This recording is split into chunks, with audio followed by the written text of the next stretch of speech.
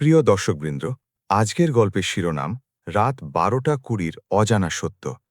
আমি আপনাদের সাথে নাহিদ এবং আমাদের চ্যানেল লাইফ টেলস থেকে এই আবেগঘন গল্পটি নিয়ে এসেছি। একজন ধনী ব্যবসায়ীর নীরব জীবন, এক রাতের অদ্ভুত পায়ের আওয়াজ আর একটি ছোট্ট বাচ্চার অচেনা চোখ, এই তিনটি মিলে যেভাবে সবকিছু বদলে দেয় সেই গল্প। ভালোবাসা কখনো পরিকল্পনা করে আসে না, কখনো অপেক্ষা করে থাকে অজানা সত্যের জন্য।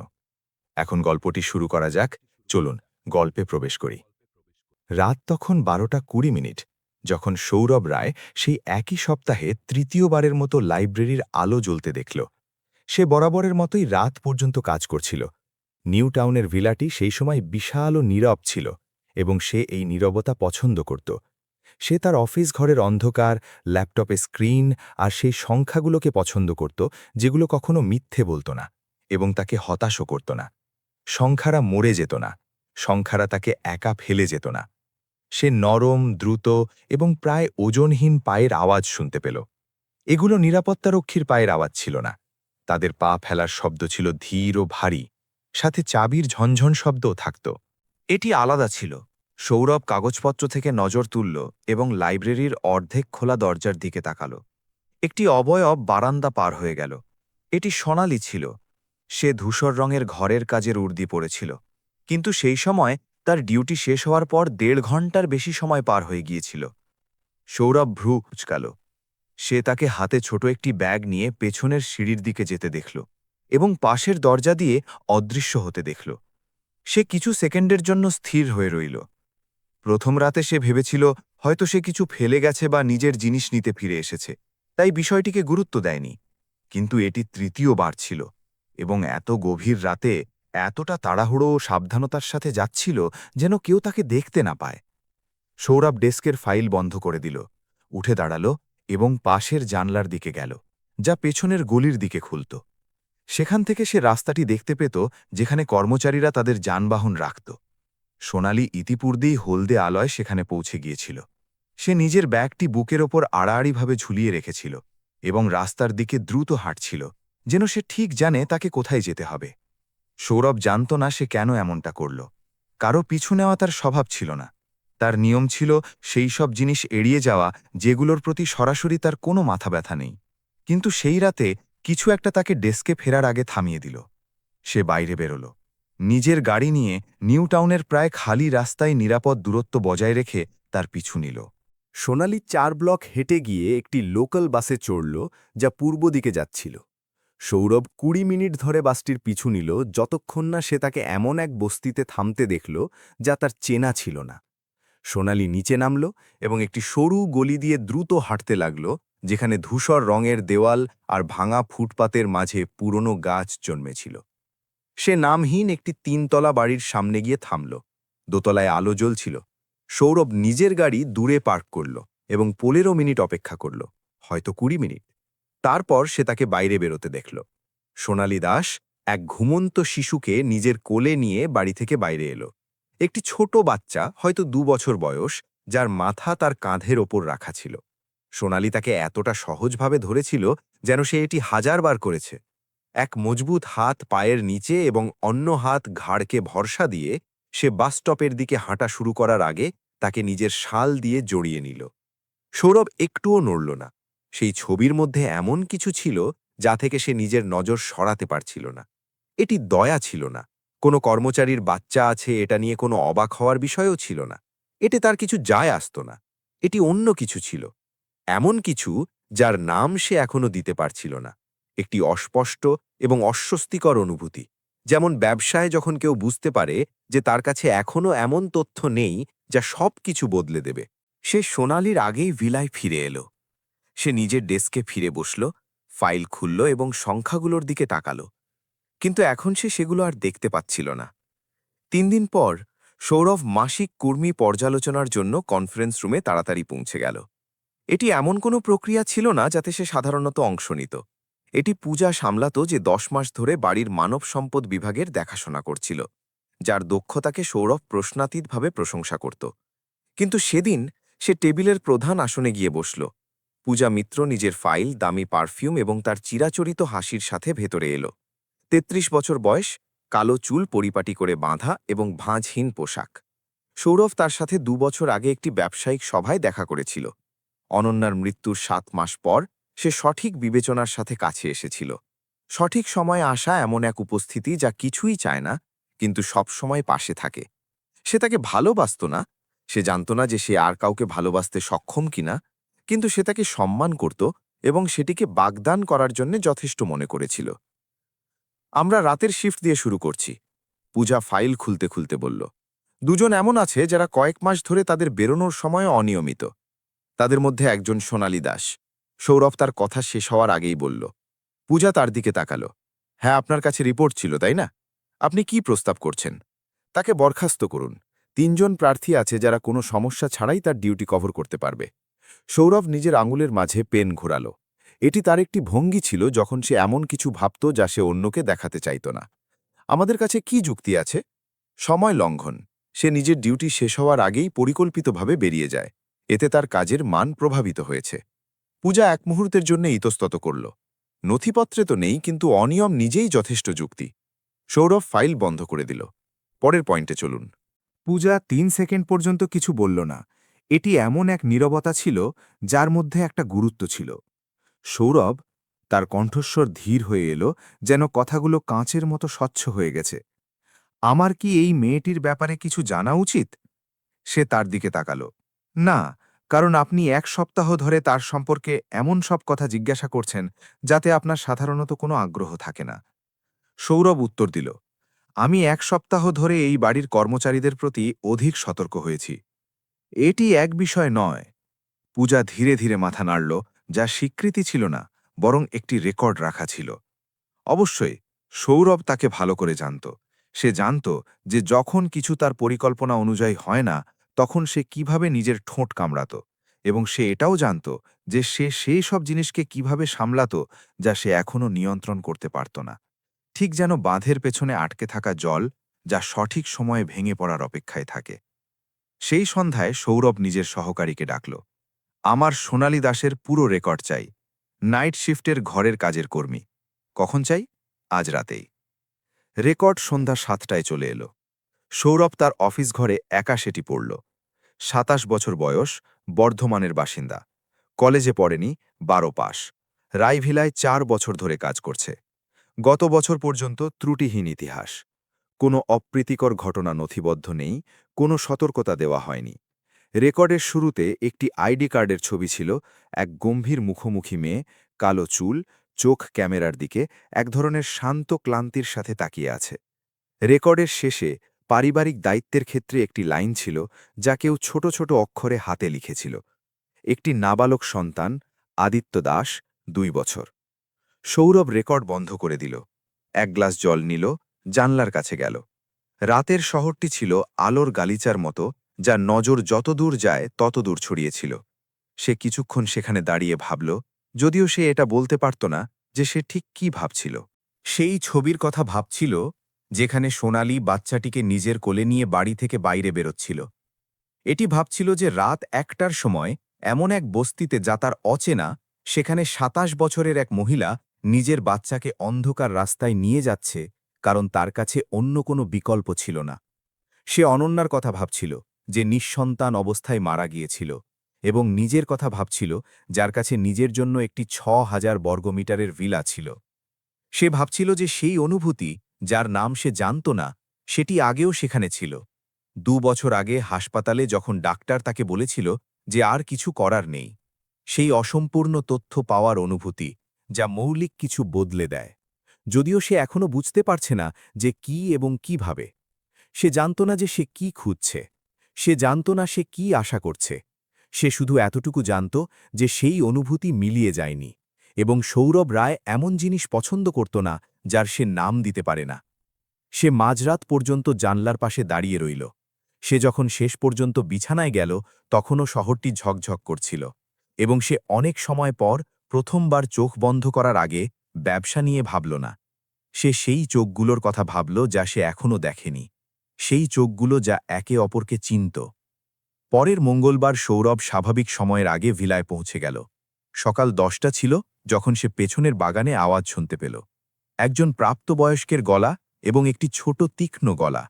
বাচ্চাদের সেই বিশেষ ছন্দ যার সাহায্যে তারা এখনো কথা বলা এবং চিৎকার করার মাঝে পার্থক্য করতে পারে না। সৌরভ পাশের দরজা দিয়ে বাইরে বেরোল। না জেনেই কেন সে সেখানে যাচ্ছে, বাগানে দেখল সোনালী দাস এক কালো চুল আর বড় বড় চোখের বাচ্চার সামনে হাঁটু গেড়ে বসে আছে, যে দেওয়ালের ধারে বসে থাকা একটি ফুলের দিকে আঙুল উঁচিয়ে দেখাচ্ছিল। বাচ্চাটি তার শরীরের তুলনায় অনেক বড় একটি রঙিন ব্যাগ ঝুলিয়ে রেখেছিল। সোনালী তার সাথে খুব নিচু স্বরে কিছু বলছিল, মুখে এক হাসি যা সৌরভ তাকে কাজ করার সময় কখনো দেখেনি। এটি এক আলাদা হাসি ছিল, এক হাসি যা এমন এক জায়গা থেকে আসছিল যার সাথে কাজ, ভয় বা সাবধানতার কোনো সম্পর্ক ছিল না। এই বাচ্চা এখানে কি করছে? সৌরভ জিজ্ঞাসা করল। সোনালী তৎক্ষণাৎ দাঁড়িয়ে পড়ল। বাচ্চাটি মাথা ঘুরিয়ে বিনা কোনো ভয়ে তাকে দেখল। মাফ করবেন শ্রীরায়, আমার মাসি যিনি আজ তার দেখাশোনা করছিলেন, ওনার কোনো সমস্যা হয়েছিল। আমি তাকে রাখার মতো কোনো জায়গা খুঁজে পাইনি। সে কোনো বিরক্ত করবে না, আমার ডিউটি 15 মিনিটের মধ্যেই শেষ হয়ে যেত। সৌরভ বলল, আমার তাতে যায় আসে না সে বিরক্ত করছে কিনা। আমি জিজ্ঞাসা করেছি সে এখানে কি করছে। সোনালী নিজের ঠোঁট কামড়াল। আমি তাকে নিয়ে এসেছিলাম, যদি আপনি আমার মাইনে থেকে সেই সময়টুকু কেটে নিতে চান তবে নিতে পারেন। আমি কিছুই কাটব না। সৌরভ বাচ্চাটির দিকে তাকালো। বাচ্চাটি তাকে পাল্টা দেখল। সেই নজরে এমন কিছু ছিল যা সৌরভ বুঝে উঠতে পারল না। এমনটা নয় যে বাচ্চাটি বিশেষ কোনো ব্যক্তির মতো দেখতে ছিল, সে নিশ্চিতভাবে তেমন কিছু বলতে পারছিল না। কিন্তু সেখানে কিছু একটা ছিল যা খুব স্পষ্ট ছিল। ঠিক যেন কোনো সুর শুনলে যখন মনে পড়ে না সেটি কবে শেখা হয়েছিল, কিন্তু আঙুলগুলো নিজের থেকেই বাজতে শুরু করে। এক পরিচয় যার এখনো কোনো নাম ছিল না। এর নাম কি? সে বাচ্চাটির থেকে নজর না সরিয়েই জিজ্ঞাসা করল। সোনালী উত্তর দিতে 1 সেকেন্ড সময় নিল। আদিত্য। বাচ্চাটি হাত তুলল এবং এমন কিছু বলল যা শুনতে ফুলের মতো লাগল। আসলে সে ফুল বলতে চেয়েছিল, কিন্তু উচ্চারণ ঠিকমতো করতে পারছিল না। সে আবার দেওয়ালের দিকে ইশারা করল, যেখানে ফুলটি আর নেই। ও চলে গেছে, সৌরভ তাকে বলল। বাচ্চাটি কিছুটা হতাশার সাথে তার দিকে তাকালো, যা কোনো কারণে সহ্য করা সৌরভের জন্য কঠিন হয়ে উঠল। সে ঘুরে ভিলায় চলে গেল। সেই সন্ধ্যায় সে নিজের সহকারীকে দিয়ে তদন্ত করাল যে সোনালী দাসের কোনো নথিভুক্ত সঙ্গী ছিল কিনা। বাচ্চার বাবার নাম কি রেকর্ডের কোনো নথিতে দেখা যাচ্ছে? উত্তর 1 ঘন্টার মধ্যে চলে এলো। কোনো নথিভুক্ত বাবার বিবরণ নেই। বাচ্চার জন্মের পর থেকেই সোনালী একজন একক মা। সৌরভ 3 মিনিট পর্যন্ত কম্পিউটার স্ক্রিনের দিকে তাকিয়ে রইল, কিছুই করছিল না। তারপর সে সেই ইমেলটি খুলল যা পূজা তাকে সকালে পাঠিয়েছিল। পরের মাসের বাগদান পার্টির পরিকল্পনা, অতিথিদের তালিকা, অনুষ্ঠানের জায়গা সবকিছু বরাবরের মতো নিখুঁতভাবে সাজানো ছিল। সৌরভ ইমেলটি অর্ধেক পড়ল এবং কোনো উত্তর না দিয়েই বন্ধ করে দিল। 2 রাত পর সৌরভ আবার নিজের অফিস ঘরে রাত পর্যন্ত কাজ করছিল। এটি ঠিক অনিদ্রা ছিল না, শুধু সেই ঘরের বিছানাটি যা সে আগে অনন্যার সাথে শেয়ার করত, সেটি এখনও বড্ড বড় মনে হতো। 2 বছর হয়ে গেছে, অথচ এখনও বড্ড বড়। অনন্যা রায় 31 বছর বয়সে একটি মারাত্মক হার্টের সমস্যার কারণে মারা গিয়েছিল, কোনো সতর্কতা ছাড়াই, কোনো বিদায় জানানো ছাড়াই। সৌরভ হাসপাতালে সময়মতো পৌঁছে গিয়েছিল শুধু এটা শোনার জন্য যে আর কিছু করা সম্ভব নয়। সেটি ছিল ঠিক সেই মুহূর্ত যখন তার ভেতরকার কিছু একটা, যার নাম সে কখনো ঠিকমতো দিতে পারেনি, নিভে গিয়েছিল। হঠাৎ নয়, ঠিক যেন হাওয়া ছাড়া মোমবাতি ধীরে ধীরে নিভে যায়, যতক্ষণ না সেটি অন্ধকারে মিলিয়ে যায়। অনন্যা সন্তান চেয়েছিল, সেও চেয়েছিল, যদিও সে কখনো উচ্চস্বরে বলেনি, কারণ তার জগতে এটি এমন কথা ছিল না যা পুরুষরা বলে। তারা 1.5 বছরের বেশি চেষ্টা করেছিল, কিন্তু কোনো ফল মেলেনি। ডাক্তাররা বলেছিলেন এটি সময়ের ব্যাপার, গঠনগত কোনো সমস্যা নেই, এবং এই প্রক্রিয়াগুলো কখনো কখনো সময় নেয়। তারপর অনন্যা মারা গেল এবং সময় যেন থমকে গেল। সৌরভ পায়ের আওয়াজ শুনতে পেল, সেই একই রকম নরম, দ্রুত এবং ওজনহীন শব্দ। এবার সে জানলার কাছে গেল না, এবার সে সরাসরি বারান্দায় গেল। সোনালী তাকে দেখে হঠাৎ থমকে দাঁড়াল। সে নিজের ব্যাগটি বুকের ওপর আড়াআড়িভাবে ঝুলিয়ে রেখেছিল। তার ডিউটি 1.5 ঘন্টা আগেই শেষ হয়ে গিয়েছিল। কোথায় যাচ্ছ? সৌরভ জিজ্ঞাসা করল। এটি কোনো হুমকি দেওয়া প্রশ্ন ছিল না, এটি কোনো শাসানি ছিল না, এটি ছিল একটি সোজা সাপটা প্রশ্ন, ঠিক যেমনটি সে মিটিংগুলোতে ব্যবহার করত যখন তার কোনো রাগঢাক ছাড়া উত্তর প্রয়োজন হতো। আদিত্যকে নিতে যাচ্ছি, আমি তাকে এক জায়গায় রেখে আসি যেখানে কাজ করার সময় তার দেখাশোনা করা হয়। আমাকে রাত 1টার আগে তাকে নিতে যেতে হয়, কারণ না হলে কে দেখাশোনা করবে? সোনালি ইতস্তত করল। আমার বাড়ির এক মহিলা প্রতি রাতে? হ্যাঁ, আর যদি আমার একটু দেরি হয়ে যায় তবে অতিরিক্ত টাকা লাগে যা আমি দিতে পারি না। সে থামল। সে নিজের ব্যাগটি শক্ত করে ধরল। আমার যা মাইনে শ্রীরায়, তাতে প্রতিটি অতিরিক্ত ঘন্টার খরচ চালানো আমার পক্ষে সম্ভব নয়। সৌরভ কয়েক সেকেন্ড কিছু বলল না। তোমাকে তাকে নিতে যাওয়ার জন্য ছুটি দেওয়া হলো। কোনো বেতন কাটা ছাড়াই ডিউটি অ্যাডজাস্ট করে তুমি যা ব্যবস্থা করার করে নাও। সোনালি তার দিকে তাকালো। সেই দৃষ্টিতে এমন কিছু ছিল যা সৌরভ অবিশ্বাস হিসেবে পড়ল। এমন একজনের যৌক্তিক অবিশ্বাস যে জীবনে প্রায় কখনোই বিনামূল্যে কিছু পায়নি। কেন? সে জিজ্ঞাসা করল। এটি একটি সরাসরি প্রশ্ন ছিল। সৌরভ তাকে সম্মান জানালো। কারণ তুমি 4 বছর ধরে এই বাড়িতে কোনো ভুল ছাড়াই আছো। কারণ তুমি যা বললে তা কাজের কোনো সমস্যা নয়। এটি একটি লজিস্টিক সমস্যা যা তোমার পারফরম্যান্সকে প্রভাবিত করা উচিত নয়। সে থামল এবং বলল, আর কারণ বাচ্চাটি এমন এক ফুলের দিকে আঙুল তুলেছিল যা সেখানে ছিল না, আর তার কাছে ওটাই ছিল দুনিয়ার শেষ। আর রাত 1টার সময় কোনো বাড়ির মহিলার উপর এটা ছেড়ে দেওয়া উচিত নয়। সোনালি কিছু বলল না। তার চোখ এক মুহূর্তের জন্য চকচক করে উঠল। ঠিক এক মুহূর্তের জন্য। এরপর সে আবার সেই সাবধানী ভাব ধারণ করল যা স্পষ্টতই তার কাজ করার ধারণ ছিল। ধন্যবাদ, সে শেষে বলল এবং পেছনের দরজার দিকে চলে গেল। সৌরভ অফিস ঘরে ফিরে এলো। কম্পিউটারের সামনে বসল এবং দিনের নথিপত্র, সংখ্যা আর অনুমানের সেই জগৎ আবার খুলল যা সে বুঝত। কিন্তু ডেস্কে ভায়ার বন্ধ করার আগে সে সোনালির রেকর্ড থেকে আইডি কার্ডের ছবিটা বের করল। সে ওটা সেখানেই রেখে দিয়েছিল, কেন জানি না। সে ওটা ডেস্কের ওপরের দিকে রাখল। সে ওটার দিকে তাকাচ্ছিল না, শুধু ওখানেই রেখে দিল। পূজা 3 দিন পর তাকে জানালো। সে দুপুরে অফিস ঘরে এসেছিল। তার মুখে প্রকৃত উদ্বেগের আড়ালে গুরুত্বপূর্ণ তথ্যের একটি ভাব ছিল। সে তার সামনে বসল, নিজের হাঁটুর ওপর হাত রাখল এবং বলল, আমি জানতে পারলাম যে আপনি রাতের শিফটের কর্মীকে বিশেষ অনুমতি দিয়েছেন। সোনালি যাসকে? হ্যাঁ, সৌরভ উত্তর দিল। সৌরভ, এটি অন্য কর্মচারীদের কাছে একটা দৃষ্টান্ত হয়ে থাকবে। অন্যরাও অনুরোধ করতে পারে। যদি পরিস্থিতি সঙ্গত হয় তবে করবে। কিন্তু কথা হলো আপনি সরাসরি মানব সম্পদের সিদ্ধান্তে হস্তক্ষেপ করছেন, যা আমি... পূজা তার দিকে আক্রমণাত্মক না হয়েই তাকাল, কিন্তু সৌরভ সেই স্পষ্টতার সাথে বিতর্ক শেষ করত যা দিয়ে সে সব মেটাত। আমি একটি অপারেশনাল সিদ্ধান্ত নিয়েছি। আমার অতিরিক্ত ব্যাখ্যার প্রয়োজন নেই। পূজা হাসল। এটি একটি নিয়ন্ত্রিত হাসি ছিল যা চোখ পর্যন্ত পৌঁছাচ্ছিল না।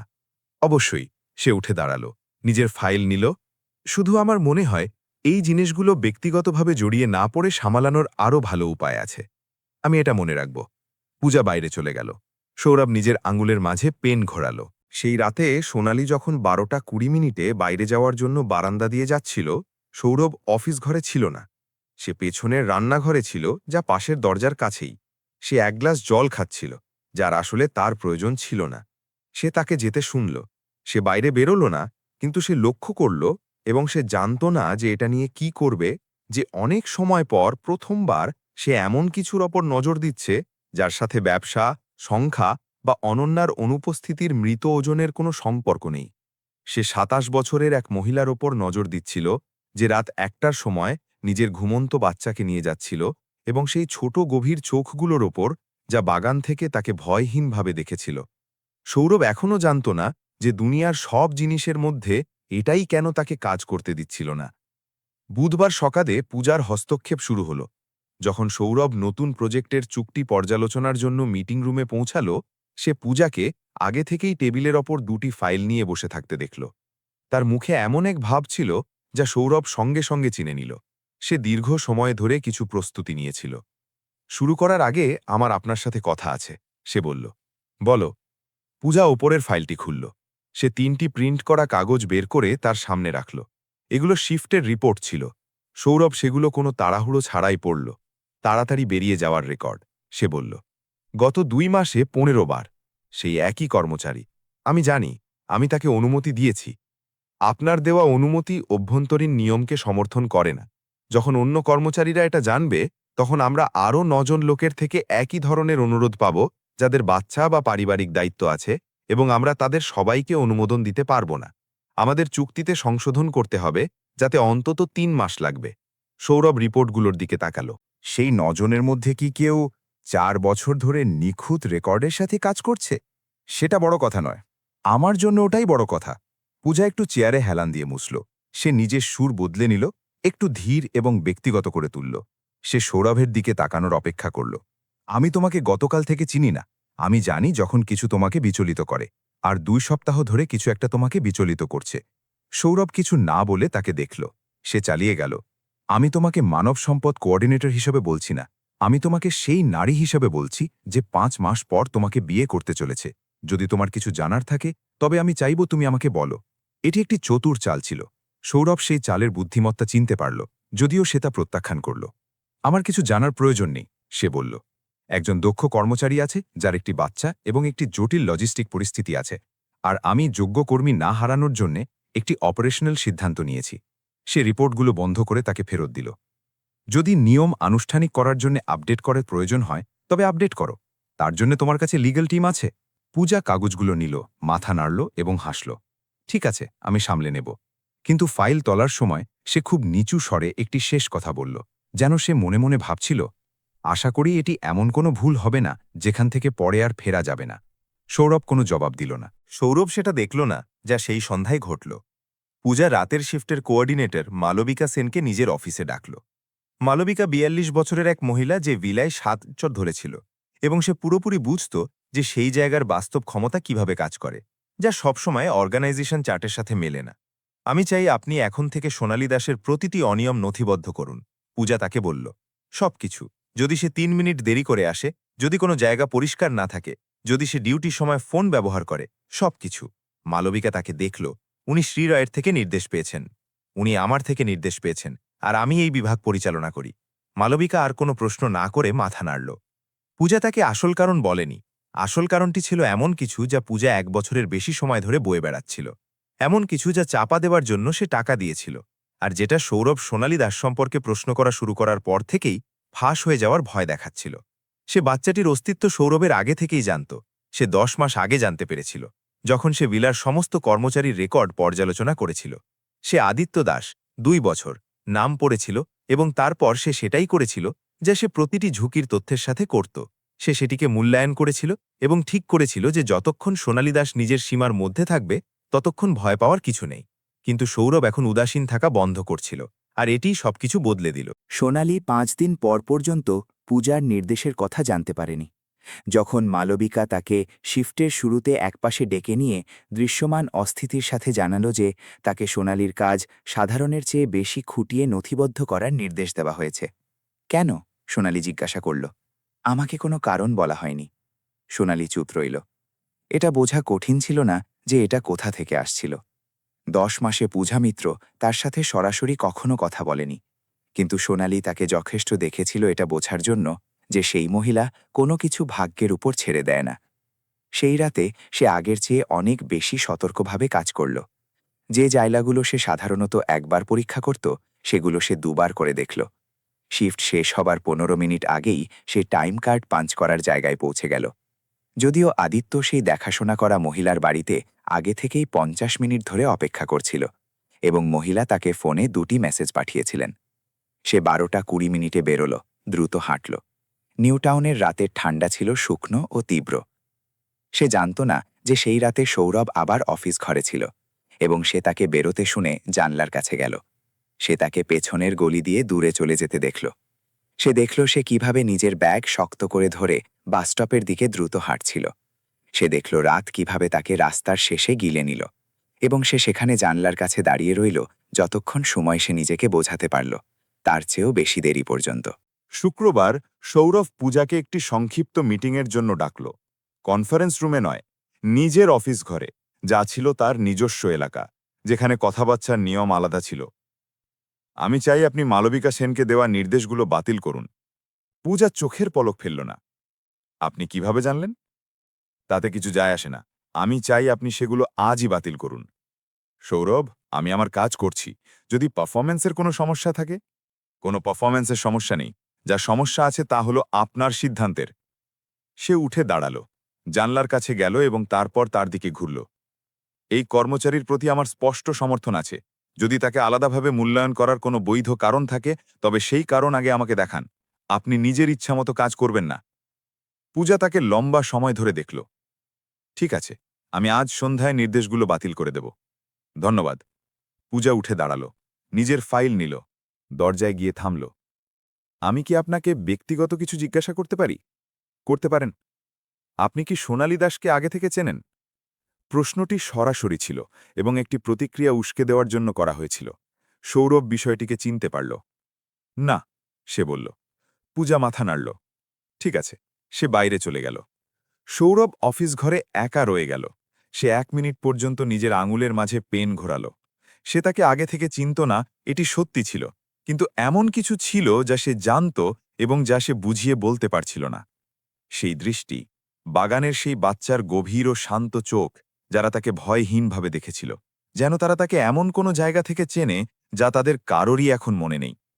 সৌরভ রায়ের সিক্সথ সেন্সে বিশ্বাস করা মানুষ ছিল না। সে ছিল তথ্যের মানুষ, প্রমাণের মানুষ। কিন্তু সেই সন্ধ্যায় অফিস ঘরে একা বসে সে প্রথমবারের মতো একটি কথা স্বীকার করল, যা ডেটা দিয়ে বোঝানো সম্ভব নয়। তার জানার প্রয়োজন ছিল যে সেই বাচ্চাটি কে এবং কেন এই প্রয়োজন তার কাছে এতটা ভারী হয়ে উঠছে তা সে জানত না।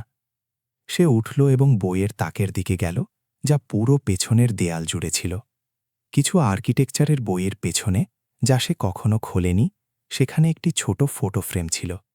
সেটি 2 বছর ধরে ওখানেই ছিল, কারণ সে সেটিকে কোনো দৃশ্যমান জায়গায় রাখতে পারেনি, আবার কোনো বাক্সে বন্ধ করে রাখতেও সক্ষম ছিল না। এটি অনন্যার একটি ছবি ছিল, যখন তাদের বয়স ছিল 28 বছর। বিয়ের আগে তারা যে দার্জিলিং যাত্রায় গিয়েছিল, সেখানে সে ক্যামেরার দিকে তাকিয়ে হাসছিল। তার সেই হাসির সাথে দুনিয়ার কোনো কিছুর তুলনা হয় না। সে ওটা এক পলক দেখল, কিছু একটা ভাবল, যা অনন্যা তাকে একেবারে শেষে বলেছিল।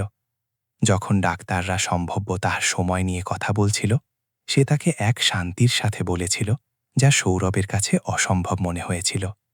একা থেকো না সৌরভ। এই জন্য নয় যে আমি তোমাকে একা দেখতে চাই না, বরং এই জন্য যে তুমি একা থাকতে জানো না। সে তাকে উত্তর দেয়নি। সে তার হাত শক্ত করে ধরেছিল এবং হাসপাতালের জানলার দিকে তাকিয়েছিল, যাতে অনন্যা তার চোখের জল দেখতে না পায়। সে ফটো ফ্রেমটি আবার বইয়ের পেছনে রেখে দিল। সে ডেস্কে ফিরে এলো। সে সোনালীর রেকর্ড আরও একবার শেষ পাতায় খুলল, যেখানে বাচ্চার নাম হাতে লেখা ছিল, আদিত্য দাস, 2 বছর। সে রেকর্ড বন্ধ করে দিল। সে জানত না সে কি খুঁজছে, কিন্তু অনন্যার মৃত্যুর পর প্রথমবারের মতো তার এক অদ্ভুত ও অস্বস্তিকর অনুভূতি হল যে কিছু একটা হতে চলেছে। এমন কিছু যা সে পরিকল্পনা করেনি, গণনা করেনি এবং নিয়ন্ত্রণ করতে পারবে না। আর সেই অনুভূতি, যা অন্য কোনো পরিস্থিতিতে সে সাথে সাথে প্রত্যাখ্যান করত, সেই রাতে তাকে ততটা অস্বস্তিতে ফেলল না যতটা ফেলার কথা ছিল। বর্ধমানের সেই যাত্রা এক বৃহস্পতিবার দুপুরে শুরু হলো, যখন ভিলার ভেতরে সোনালীর ফোনের ঘণ্টা বেজে উঠল। সৌরভ পাশে ছিল না। সে ওপরের তলায় আর্কিটেক্টের সাথে প্রজেক্টের পরিকল্পনা পর্যালোচনায় ব্যস্ত ছিল। কিন্তু মালবিকা সেন পাশে ছিল এবং সে ভুল ব্যক্তিকে এটি জানালো, আর সেই ব্যক্তি পূজাকে জানালো। এভাবেই তথ্যগুলো কানাকানি হয়ে সেই গলিপথ দিয়ে এগিয়ে গেল, যেখানে বড় বড় বাড়ির আসল শক্তি সবসময় ঘুরে বেড়ায়। সোনালী একটি 4 মিনিটের কল পেল, যাতে তার মুখ ফ্যাকাশে হয়ে গেল। সেটি তার ছোট বোন ছিল, যে বর্ধমানের কাছে থাকত। সে তাকে জানালো যে তাদের মাসি আজ সকালে পড়ে গেছেন। প্রতিবেশীরা তাকে রান্নাঘরের মেঝেতে প্রায় ৪৫ মিনিট পর পড়ে থাকতে দেখেছে। তিনি এখন পৌরসভা স্বাস্থ্যকেন্দ্রে আছেন। শরীরের কিছু ভাঙেনি ঠিকই, কিন্তু তিনি খুব দুর্বল হয়ে পড়েছেন এবং সোনালীর কথা জিজ্ঞাসা করছেন। কতটা দুর্বল? সোনালী জিজ্ঞাসা করল। উনি কয়েক সপ্তাহ ধরে ঠিকমতো খাচ্ছেন না, আর মাঝে মাঝে অসংলগ্ন কথা বলছেন। কাল তিনি আমাকে এক মুহূর্তের জন্য চিনতেই পারেননি। সোনালী চোখ বন্ধ করল। আমি বেরিয়েই আসছি। ডাক্তার বলছেন আপনি যদি আজ আসতে পারেন তবে ভালো হয়। সোনালী দেখল তার ডিউটি শেষ হতে আরও 3 ঘন্টা বাকি। সেই 3 ঘন্টা যা তার হাতে ছিল না। সে মালবিকার সাথে কথা বলল, যে তাকে জানালো তাড়াতাড়ি বেরোনোর জন্য কোঅর্ডিনেশনের অনুমতি লাগবে। মালবিকা পূজার অফিসে ফোন করল। উত্তর আসতে 25 মিনিট লাগল। সেই 25 মিনিট সোনালীর লকারের সামনে দাঁড়িয়ে কোট পরে ব্যাগ হাতে নিয়ে ফোনের দিকে তাকিয়ে কাটিয়ে দিল। উত্তর এলো না। পূজা বলেছে এত অল্প সময়ে ডিউটি কভার করার জন্য কোনো কর্মী পাওয়া যাচ্ছে না। সোনালী সার্ভিস রুমের বেঞ্চে বসে পড়ল। সে ধীরে ধীরে শ্বাস নিল। সে নিজেকে বোঝালো যে তার মাসি ঠিক আছেন, এটি কোনো ইমার্জেন্সি নয়। সে 3 ঘন্টা অপেক্ষা করতে পারে। সে নিজেকে এটি 3 বার বলল, কিন্তু কোনো কাজ হল না। সে অফিস ঘরে গেল, দরজা খটখট করল। সৌরভ নকশা থেকে নজর তুলল। মাফ করবেন, আমি বাধা দিলাম। তার কণ্ঠস্বর মজবুত ছিল, কিন্তু সৌরভ তার মুখের বিবর্ণতা লক্ষ্য করল। আমার একটি পারিবারিক জরুরি অবস্থা। আমার মাসি পড়ে গেছেন এবং বর্ধমানের স্বাস্থ্যকেন্দ্রে আছেন। আমি বেরোনোর অনুমতি চেয়েছিলাম, কিন্তু তারা বলেছে কোনো কাভার নেই। আমি সরাসরি আপনার কাছে জিজ্ঞাসা করতে এসেছি, কারণ আমার কাছে আর কোনো উপায় নেই। সৌরভ আর্কিটেক্টের দিকে তাকালো। আমরা কাল আবার বসব। আর্কিটেক্ট কোনো কথা না বলে নকশাগুলো গুছিয়ে নিয়ে চলে গেল। সৌরভ সোনালির দিকে ঘুরল। এক্ষুনি বেরিয়ে যাও, আমি ডিউটির ব্যবস্থা করে নেব। সোনালি মাথা নাড়ল। সে ফিরে যাচ্ছিল। সোনালি, সে থেমে গেল। তোমার কি ওখানে পৌঁছানোর কোনো উপায় আছে? পার্ক স্ট্রিট থেকে বর্ধমানের জন্য লোকাল ট্রেন। সৌরভ মনে মনে হিসেব করল। সেই সময় বৃহস্পতিবার দুপুরের ট্রাফিকের সাথে ট্রেনে বর্ধমান পৌঁছানো মানে ১.৫ ঘন্টা কম করে হলেও হয়তো ২। আমি তোমাকে নিয়ে যাচ্ছি। সোনালি তার দিকে ঘুরল। তার মুখে স্বস্তি এবং কিছুটা সন্দেহের মিশ্রণ ছিল। দরকার নেই স্যার, আমি জানি যে দরকার নেই। আপনি কি ৫০ মিনিটে পৌঁছতে চান নাকি ২ ঘন্টায়? সে কোনো জবাব দিল না। সে ড্রয়ার থেকে চাবি নিল এবং বাইরে বেরোনোর দিকে চলে গেল। তারা সৌরভের গাড়ি নিল। কালো এসইউভি, কোনো ড্রাইভার ছাড়াই সে চালাচ্ছিল। সোনালি প্যাসেঞ্জার সিটে নিজের হাঁটুর উপর ব্যাগ রেখে জানালার দিকে চোখ আটকে রেখেছিল, যেন কেউ কঠোরভাবে প্রয়োজনের বেশি জায়গা নিতে না চায়। তারা নিউ টাউন থেকে বের হলো এবং হাইওয়ে দিয়ে পূর্ব দিকে চলে গেল। ট্রাফিক ঘন ছিল, কিন্তু চলছিল। সৌরভ কথা না বলে গাড়ি চালাচ্ছিল। সোনালিও কথা বলছিল না। ২০ মিনিট পর সে নিস্তব্ধতা ভাঙল। আপনি কেন আসছেন?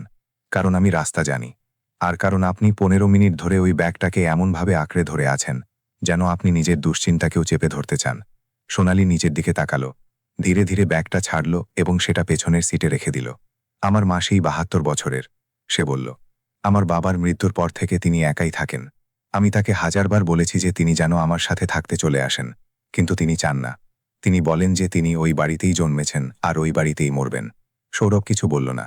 আমার মনে হয় তিনি ঠিকই বলেন। সোনালি প্রায় নিজের মনেই বলে চলল, এটা ওনার বাড়ি। ওনার অধিকার আছে। ওনার নাম কি? সরস্বতী। একটি বিরতি। গ্রামের লোকজন তাকে মাসি বলে ডাকে। সৌরভ মাথা নাড়ল। তারা চুপচাপ চলতে থাকল। হাইওয়ে বর্ধমান রোডকে রাস্তা করে দিল এবং শহর ধীরে ধীরে তার ঘনত্ব কমিয়ে আনল। ইটের দেওয়ালগুলো আরও দূরে সরে গেল। গাছগুলো উঁচু হতে থাকল। আকাশ আরও চওড়া হতে লাগল। আর আদিত্য? সৌরভ জিজ্ঞেস করল। সোনালি তার দিকে তাকাল। আমার প্রতিবেশী তাকে নিয়ে গেছে যখন আমি ফোন করলাম। সে তার সাথেই আছে। ঠিক আছে। আরও একটি নিস্তব্ধতা, কিন্তু এটি শুরুর দিককার নিস্তব্ধতার থেকে আলাদা ছিল, কম উত্তেজনাপূর্ণ। দুজন মানুষের নিস্তব্ধতার কাছাকাছি, যারা একই জায়গায় থাকতে শিখছিল, কোনো সমস্যা ছাড়াই।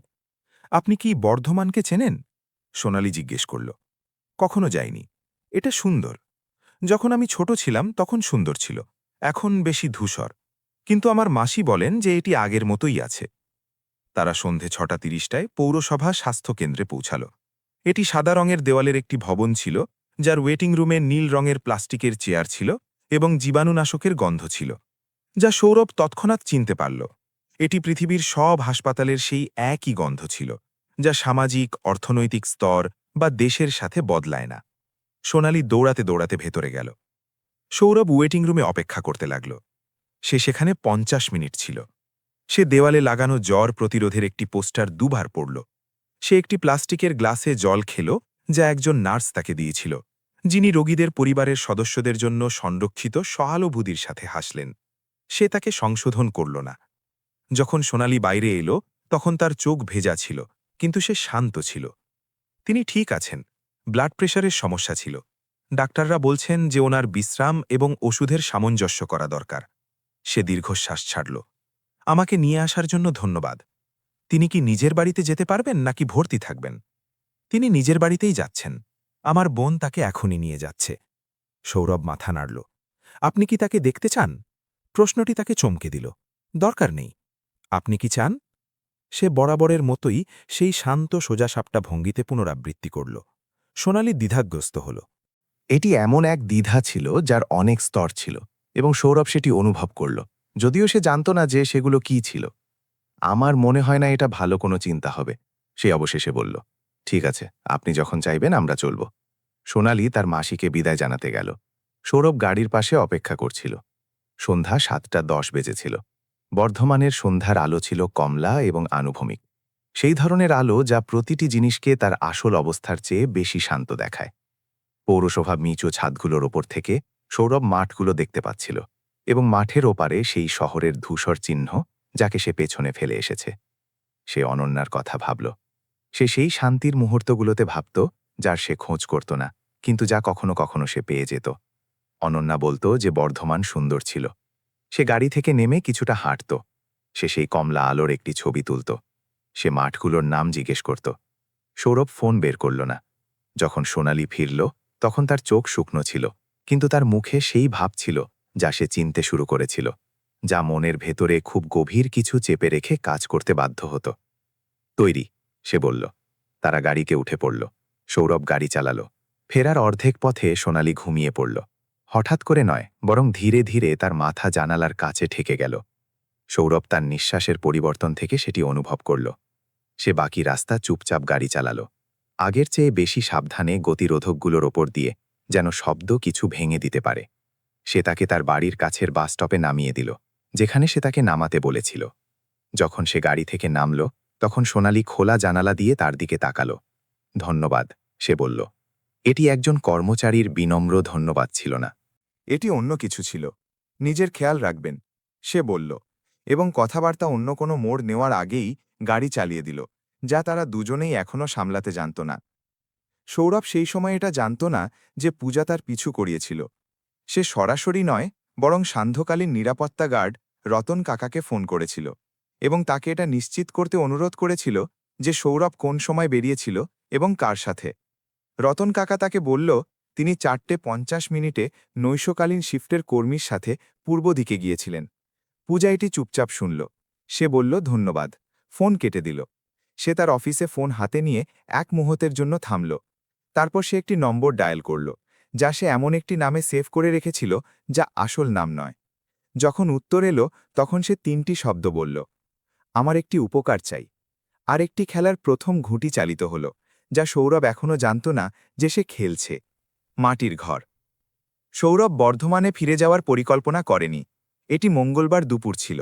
সোনালির সাথে স্বাস্থ্যকেন্দ্রের যাত্রার 6 দিন পর সে নতুন প্রকল্পের অর্থায়নের ব্যাপারে ব্যাংকগুলোর সাথে একটি বৈঠক অপ্রত্যাশিতভাবে আগেই শেষ করে দিয়েছিল, এবং ভিলায় ফিরে যাওয়ার বদলে সে সচেতন সিদ্ধান্ত ছাড়াই পূর্ব দিকে হাইওয়ে ধরে নিল, যেন গাড়িটি রাস্তা চেনে আর সে শুধু ভেতরে বসে দেখছিল। সে নিজেকে বলল যে সে এটি দেখতে যাচ্ছিল যে ওই এলাকাটি কি তেমনই ছিল যেমনটা সোনালি বলেছিল। সে নিজেকে বলল যে এটি পেশাদার কৌতূহল ছিল, যে একজন ব্যবসায়ী সবসময় সেই প্রেক্ষাপটগুলো মূল্যায়ন করে যা সে চেনে না। সে নিজেকে অনেক কথা বলল, যা পুরোপুরি মিথ্যে ছিল না, কিন্তু সত্যিও ছিল না। সত্যিটা অনেক সহজ এবং অনেক অস্বস্তিকর ছিল। সে ওই জায়গাটির কথা ভাবা বন্ধ করতে পারছিল না। সে ভিলার রেকর্ডে ঠিকানা খুঁজেছিল, যেখানে সেটি সোনালির পারিবারিক ঠিকানারূপে নথিবদ্ধ ছিল। Bagbazar road number 22, Santiniketan colony, Bardhaman. একটি সাধারণ ঠিকানা, এমন একটি জায়গায় যা সে চিনত না। পশ্চিমবঙ্গে যাকে সে শতবার হাইওয়ে দিয়ে পার করেছে, কখনো না থেমে। সে সন্ধ্যা 5:30টার পর পৌঁছাল। জিপিএস তাকে এমন সব রাস্তা দিয়ে নিয়ে গেল যা ধীরে ধীরে সরু হয়ে আসছিল, যেন গ্রামটি বড় গাড়ি এবং দামি স্যুটের আগ্রাসনকে বাধা দিচ্ছে। দেয়ালগুলো নিচু ছিল, ফিনিশ না করা ধূসর ব্লকের ওপরে টব রাখা ছিল। বিদ্যুতের তার খুঁটি থেকে খুঁটিতে তার মাথার ওপর দিয়ে যাচ্ছিল।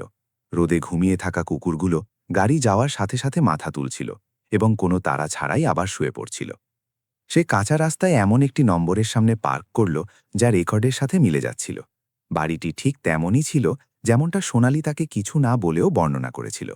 ছোট মাটি এবং কাঠের ঘর, ছাদে টিনের চাল ছিল যাতে সময়ের সাথে সাথে কিনারায় মরচে পড়ে গিয়েছিল।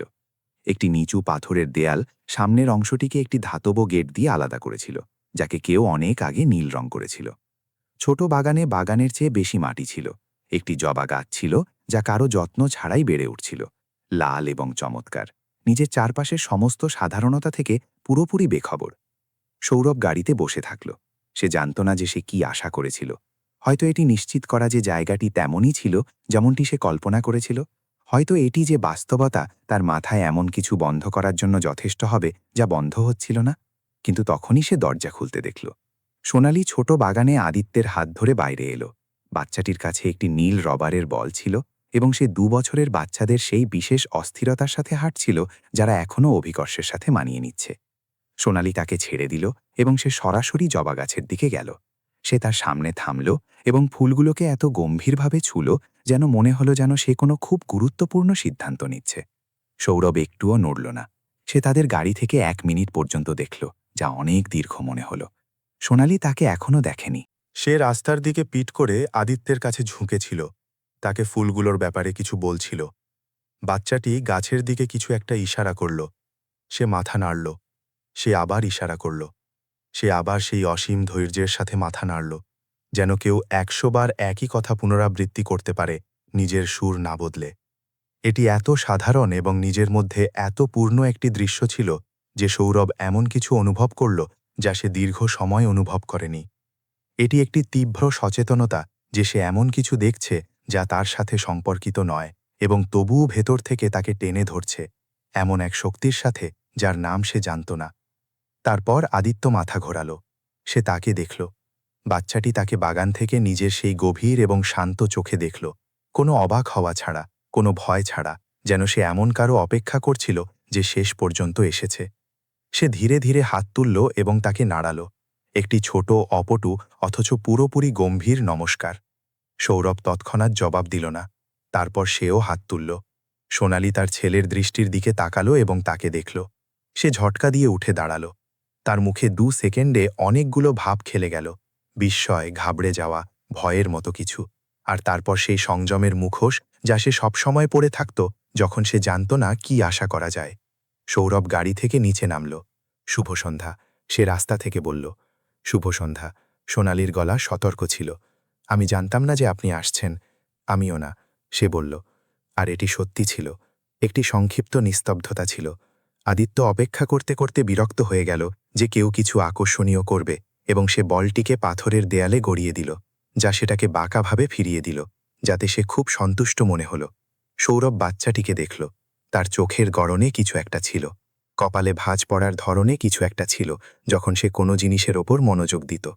সে সেটা সঠিকভাবে বর্ণনা করতে পারছিল না, কিন্তু সে সেটা একই স্পষ্টতার সাথে অনুভব করছিল, যেমন কেউ তখন অনুভব করে যখন কোনো সংখ্যা কোনো কলামে মেলে না।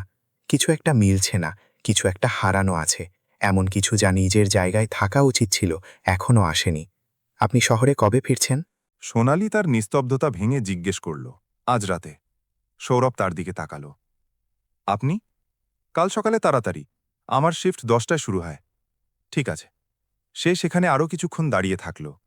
তার পা রাস্তার মাটিতে ছিল। ওই ছোট ঘর এবং ওই যুবতী নারী আর ওই বাচ্চাটিকে দেখছিল, যে বর্ধমানে একটি পাথরের দেওয়াল থেকে নিজের নীল বলটিকে গড়িয়ে দিচ্ছিল। আর সে এমন কিছু অনুভব করল যাকে সে কষ্টে চিনতে পারল, কারণ সে এটি দীর্ঘ সময় অনুভব করেনি। হিংসা। খারাপ ধরনের নয়, বরং সেই ধরনের যা কারো কাছ থেকে কিছু ছিনিয়ে নিতে চায় না, বরং সেই ধরনের যা মনে করিয়ে দেয় যে কিছু জিনিসের অস্তিত্ব আছে, কিন্তু তার কাছে এখনও নেই। নিজের খেয়াল রাখবেন, সে বলল। আপনিও, সোনালি জবাব দিল। আর এইবার তার গলায় কর্মচারী থেকে মালিকের আনুষ্ঠানিক দূরত্ব ছিল না। এটি অন্য কিছু ছিল, আরও ছোট এবং আরও সৎ। সৌরভ গাড়িতে উঠল এবং চলে গেল। সে পেছনের আয়নায় তাকাল না। এই জন্য নয় যে সে চাইছিল না, বরং এই জন্য যে সে জানত যদি সে তেমনটা করে তবে সে এই ভান করতে পারবে না যে ওই যাত্রা অন্য কোনো কারণে হয়েছিল, যা আসলে ছিল। সেই রাতে খালি ভিলার অফিস ঘরে সৌরভ এমন কিছু করল যা সে অনন্যার মৃত্যুর আগে করেনি। সে ড্রেসিং রুমের আলমারিতে রাখা ব্যক্তিগত নথিপত্রের বাক্স বের করল। ব্যবসার নয়, সম্পত্তির নয়, অন্য একটি, যাতে এমন সব জিনিস ছিল যা কোনো পেশাদার শ্রেণীতে পড়ে না। সেটার নিচে সে সেটা পেল যার সে খোঁজ করছিল, একটি বেসরকারি হাসপাতালের লোগো দেওয়া একটি পাতলা ফাইল, যেখানে অনন্যাকে শেষ মাসে ভর্তি করানো হয়েছিল। ভেতরে পরীক্ষার ফলাফল, চিকিৎসার নির্দেশ এবং 16 বছর ধরে পরিবারের ব্যক্তিগত ডাক্তার ড সুমন চ্যাটার্জির স্বাক্ষর করা 2টি চিঠি ছিল। সৌরভ চিঠিগুলো পড়ল। সে সেগুলো আগেও পড়েছিল, অন্য কোনো সময়ে, যখন কষ্ট এতটাই টাটকা ছিল যে শব্দগুলো পুরোপুরি ভেতরে ঢোকেনি। এইবার সে সেগুলো ধীরে ধীরে পড়ল, প্রতিটা লাইন ধরে। দ্বিতীয় চিঠিতে একটি বাক্য ছিল যা সে আগে মন দিয়ে খেয়াল করেনি। চিকিৎসা পরিভাষার মাঝখানে চাপা পড়া একটি কারিগরি বাক্য, যাতে লেখা ছিল, রোগীর স্পষ্ট নির্দেশ অনুযায়ী সংশ্লিষ্ট প্রক্রিয়াগুলো ড চ্যাটার্জি এবং মিসেস এসের উপস্থিতিতে সম্পন্ন করা হয়েছে। রোগী কর্তৃক মনোনীত সাক্ষী মিসেস এস। সৌরভ বাক্যটি 3 বার পড়ল। এস. অর্থাৎ সরস্বতী দেবী, সোনালির মাসির পুরো নাম। সে চিঠি হাতে নিয়ে স্থির হয়ে থাকল। বাইরে শহর বরাবরের মতো জ্বলজ্বল করছিল। ভেতরে অফিস ঘরে এমন কিছু যা 2 বছর ধরে ঝুলেছিল খুব ধীরে ধীরে নড়তে শুরু করল, কিন্তু এখন সেটা গতিশীল ছিল। সে প্রতিটি নোটে এবং প্রত্যেক সাক্ষীর স্বাক্ষরে সরস্বতী দেবীর নাম খুঁজল। সে 3টি আলাদা আলাদা দলিলে অনন্যার জীবনের শেষ মাসের সব হাসপাতালের কাগজপত্রে স্বাক্ষরের জায়গায় আদ্যক্ষর এস খুঁজে পেল। এর মানে কি ছিল সে এখনও নিশ্চিতভাবে জানত না, কিন্তু সে এটা জানত যে অনন্যা, যে মহিলা নিউ টাউনের এক উচ্চবিত্ত পরিবারে বড় হয়েছিল, যার আজীবন বন্ধু ও ঘনিষ্ঠ আত্মীয় ছিল, একজন স্বামী ছিল, সে কেন নিজের গৃহকর্মীর মাসিকে চিকিৎসা পদ্ধতির সাক্ষী হিসেবে বেছে নিয়েছিল। এই কথা সে অন্য কাউকে বলেনি। এটা কোনো দুর্ঘটনা ছিল না, এটা ছিল একটি সিদ্ধান্ত। রাত 3:20 সে অফিস ঘরের আলো নেভাল, ঘরে গেল এবং জামাকাপড় না ছেড়েই বিছানায় শুয়ে পড়ল। 50 মিনিট ধরে ছাদের দিকে তাকিয়ে রইল এবং তারপর সে সেই একমাত্র সিদ্ধান্তটি নিল যা তার মতো একজন ব্যক্তি নিতে পারে, যখন তথ্যগুলো এমন এক দিকে ইশারা করছিল যা সে এখনও পুরোপুরি বুঝতে পারছিল না। নিখোঁজ তথ্যগুলো খুঁজে বের করতে বুধবার সকাল 6টায় সে শহরের বাইরে বেরিয়ে পড়ল। কলকাতা শহর পুরোপুরি জেগে ওঠার আগেই সে বেরিয়ে গিয়েছিল। সেই সময় বর্ধমান মহাসড়ক প্রায় খালি ছিল। ভোরের কুয়াশায় চারপাশ ধূসর আর ভেজা। সৌরভ কোনো সঙ্গীত ছাড়াই গাড়ি চালিয়ে যাচ্ছিল। 2 হাত স্টিয়ারিং হুইলে, আর তার চিন্তাভাবনাগুলো নিজে থেকেই গুছিয়ে আসছিল, যেমনটা সবসময় হতো যখন তার সামনে এমন কোনো সমস্যা আসত যা সে অন্য কাউকে সঁপে দিতে পারত না। সকাল 7:20 সে শান্তিনিকেতন কলোনির 22 নম্বর বাড়িতে পৌঁছল। বাড়িটা আগের মতোই ছিল, ছোট বাগান, লাল জবা ফুল আর নীল গেট। সকালের আর্দ্রতায় দেওয়ালের নিচের কোণগুলো মাটির কারণে কালো হয়ে গিয়েছিল। সে গাড়ি পার্ক করল এবং কিছুক্ষণ গাড়ির ভেতরেই বসে রইল। তারপর নেমে গেটের কাছে গেল এবং কড়া নাড়ল। নিস্তব্ধতা। পিছনের গলিতে একটা কুকুর খুব একটা জোর না দিয়েই ঘেউ ঘেউ করছিল। সে আবার কড়া নাড়ল। সে ভেতর থেকে পায়ের শব্দ শুনতে পেল, ধীর ও সতর্ক পদক্ষেপ, যা শরীরকে আগত পরিস্থিতির জন্য প্রস্তুত হওয়ার সময় দেয়। কাঠের দরজা আর গেট খোলার আগেই চৌকাঠে 68 বছরের বেশি বয়সের এক মহিলাকে দেখা গেল। পাতলা গড়ন, চুলগুলো পুরোপুরি সাদা আর পিছনের দিকে বাঁধা। পরনে একটি সাধারণ সাদা রঙের শাড়ি আর কাঁধে একটি দোপাট্টা জড়ানো ছিল। তার মুখটা বলিরেখায় ভরা ছিল, যা বিষণ্ণতার নয়, বরং এমন এক জীবনের ছাপ যা কোনো কিছু না লুকিয়ে সরাসরি যাপন করা হয়েছে। তিনি তার দিকে তাকালেন এবং সেই চাহনিতে সৌলভ এমন কিছু পেল যা সে আশা করেনি। অবাক হওয়া নয়, বা সকাল 7টায় দরজা খুলে একজন অপরিচিতকে দেখে একজন বৃদ্ধার যে স্বাভাবিক ঘাবড়ে যাওয়া থাকে তাও নয়, বরং এমন কিছু যা চেনার খুব কাছাকাছি ছিল।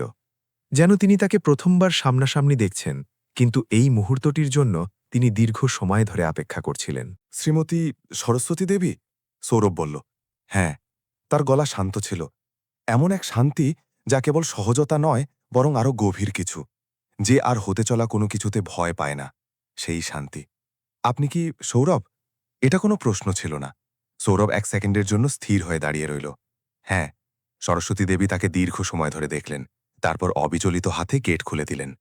অবশেষে তুমি এসেই গেলে, তিনি বললেন এবং দরজা খোলা রেখেই ঘরের ভেতরে চলে গেলেন। ঘরটি ছোট আর পরিষ্কার ছিল। সেখানে টাটকা চা এবং এমন কিছুর গন্ধ আসছিল যা সৌরভ চিনতে পারল না, কিন্তু যা খুব পুরনো আর চেনা মনে হল।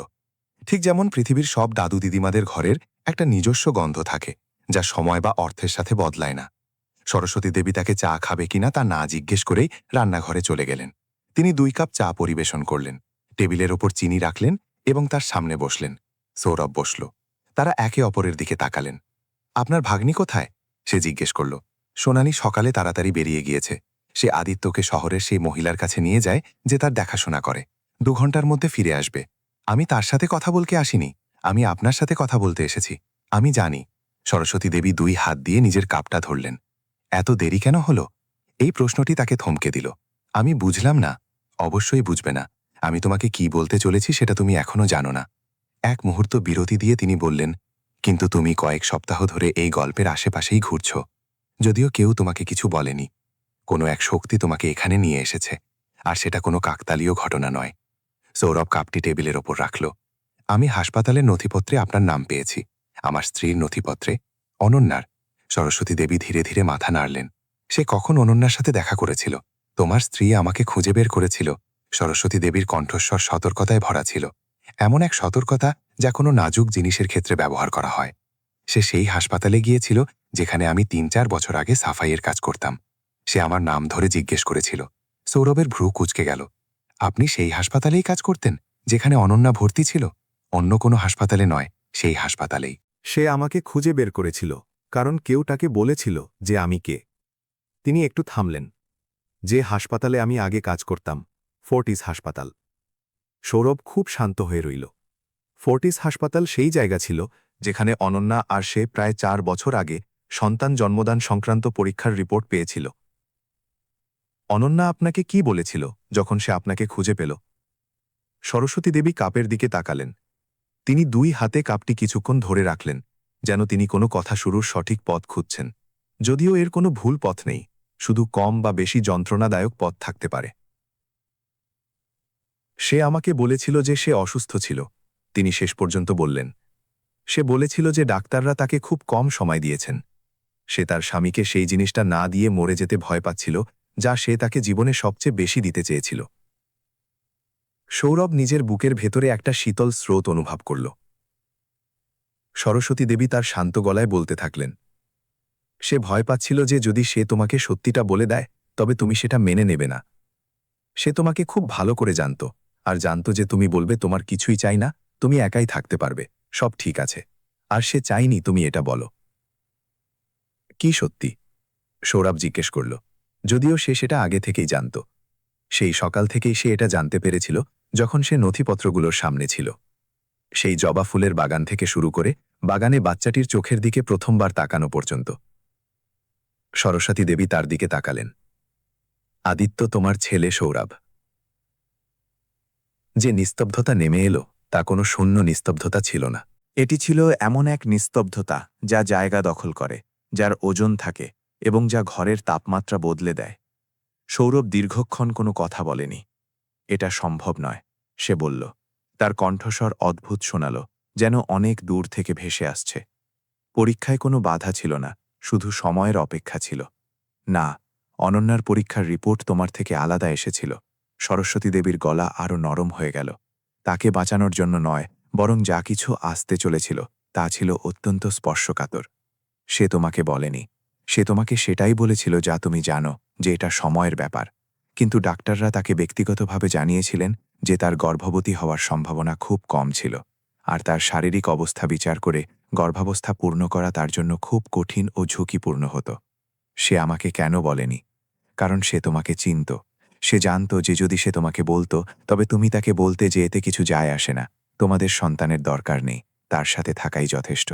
আর সে তোমার থেকে সেই সম্ভাবনা কেড়ে নিতে চায়নি। সরস্বতী দেবী কাপটি টেবিলের উপর রাখলেন।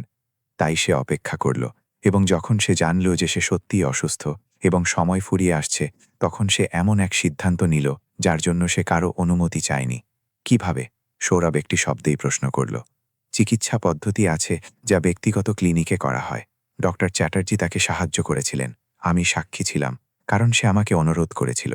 সরস্বতী দেবী তার দিকে সরাসরি তাকালেন। অনন্যা তার শারীরিক অবস্থা বেশি খারাপ হওয়ার আগেই সংরক্ষিত জেনেটিক উপাদান রেখে গিয়েছিল।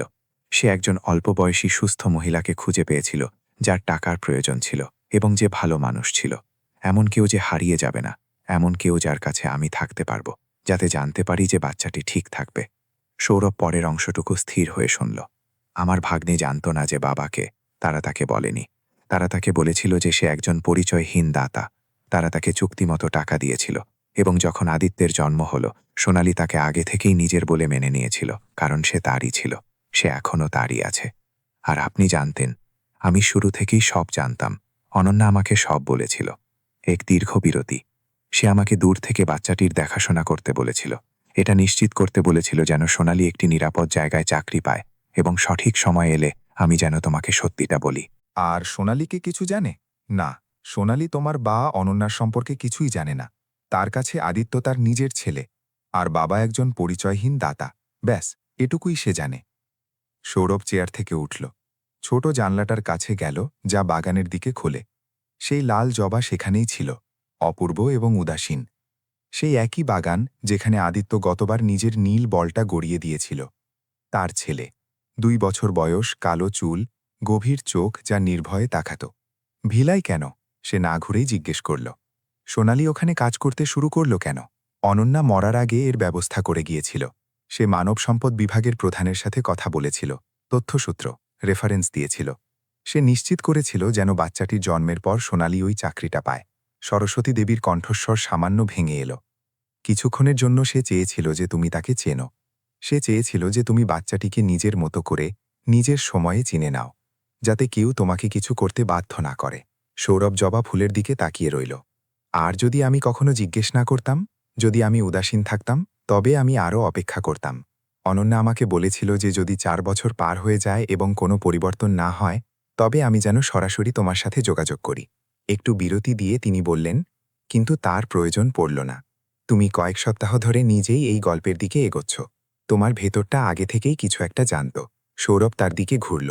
সরস্বতী দেবী তাকে সেই চোখে দেখলেন যা কোনো কিছুতেই ভয় পায় না।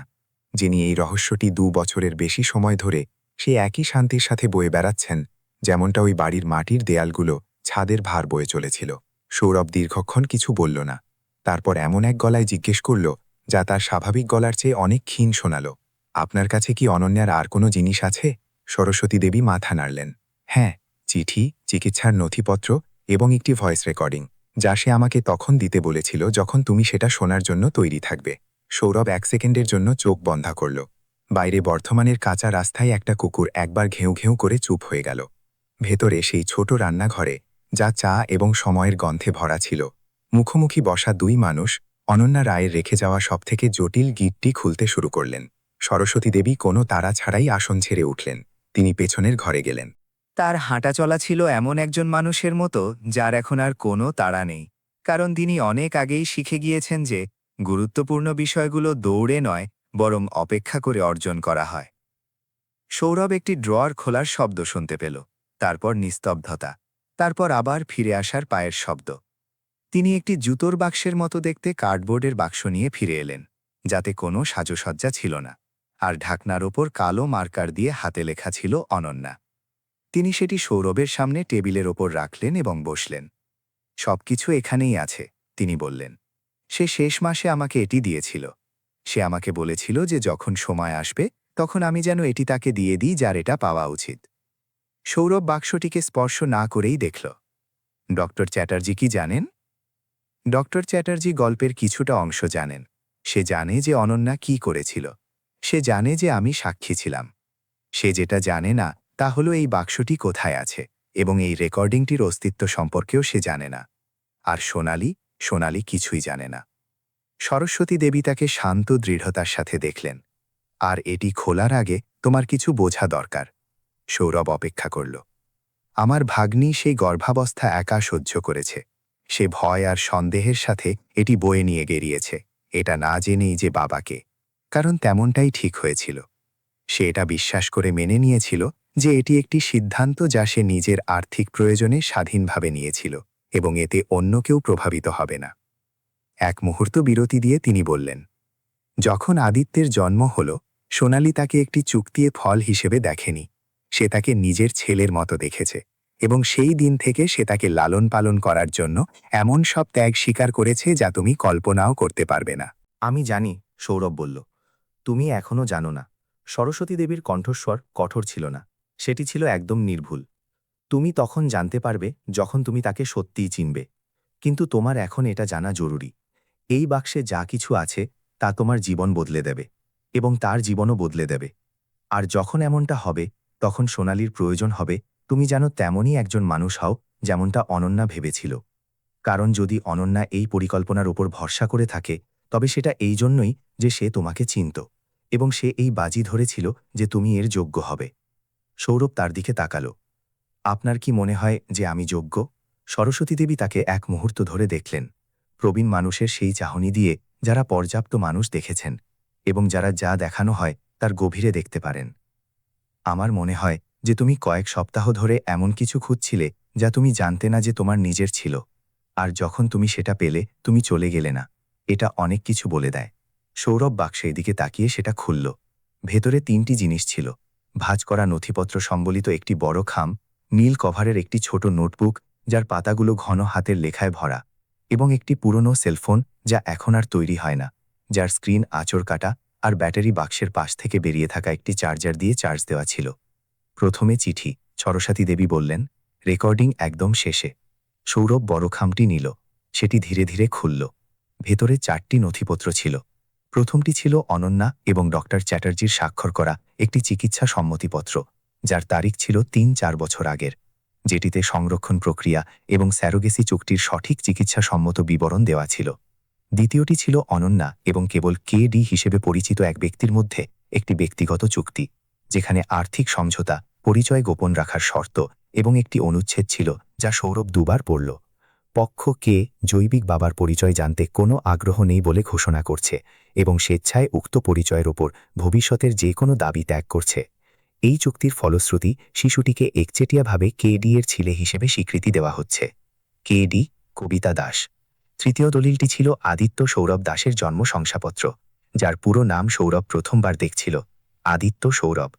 অনন্যা বাচ্চাটির নাম তার নামে রেখেছিল, কাউকে না জানিয়ে, সোনালীকে এটা জানতে না দিয়ে যে ওই দ্বিতীয় নামটি কোথা থেকে এসেছে, কারণ চুক্তিতে কেবল আদ্যক্ষর ছিল এবং কখনো পুরো নাম ছিল না।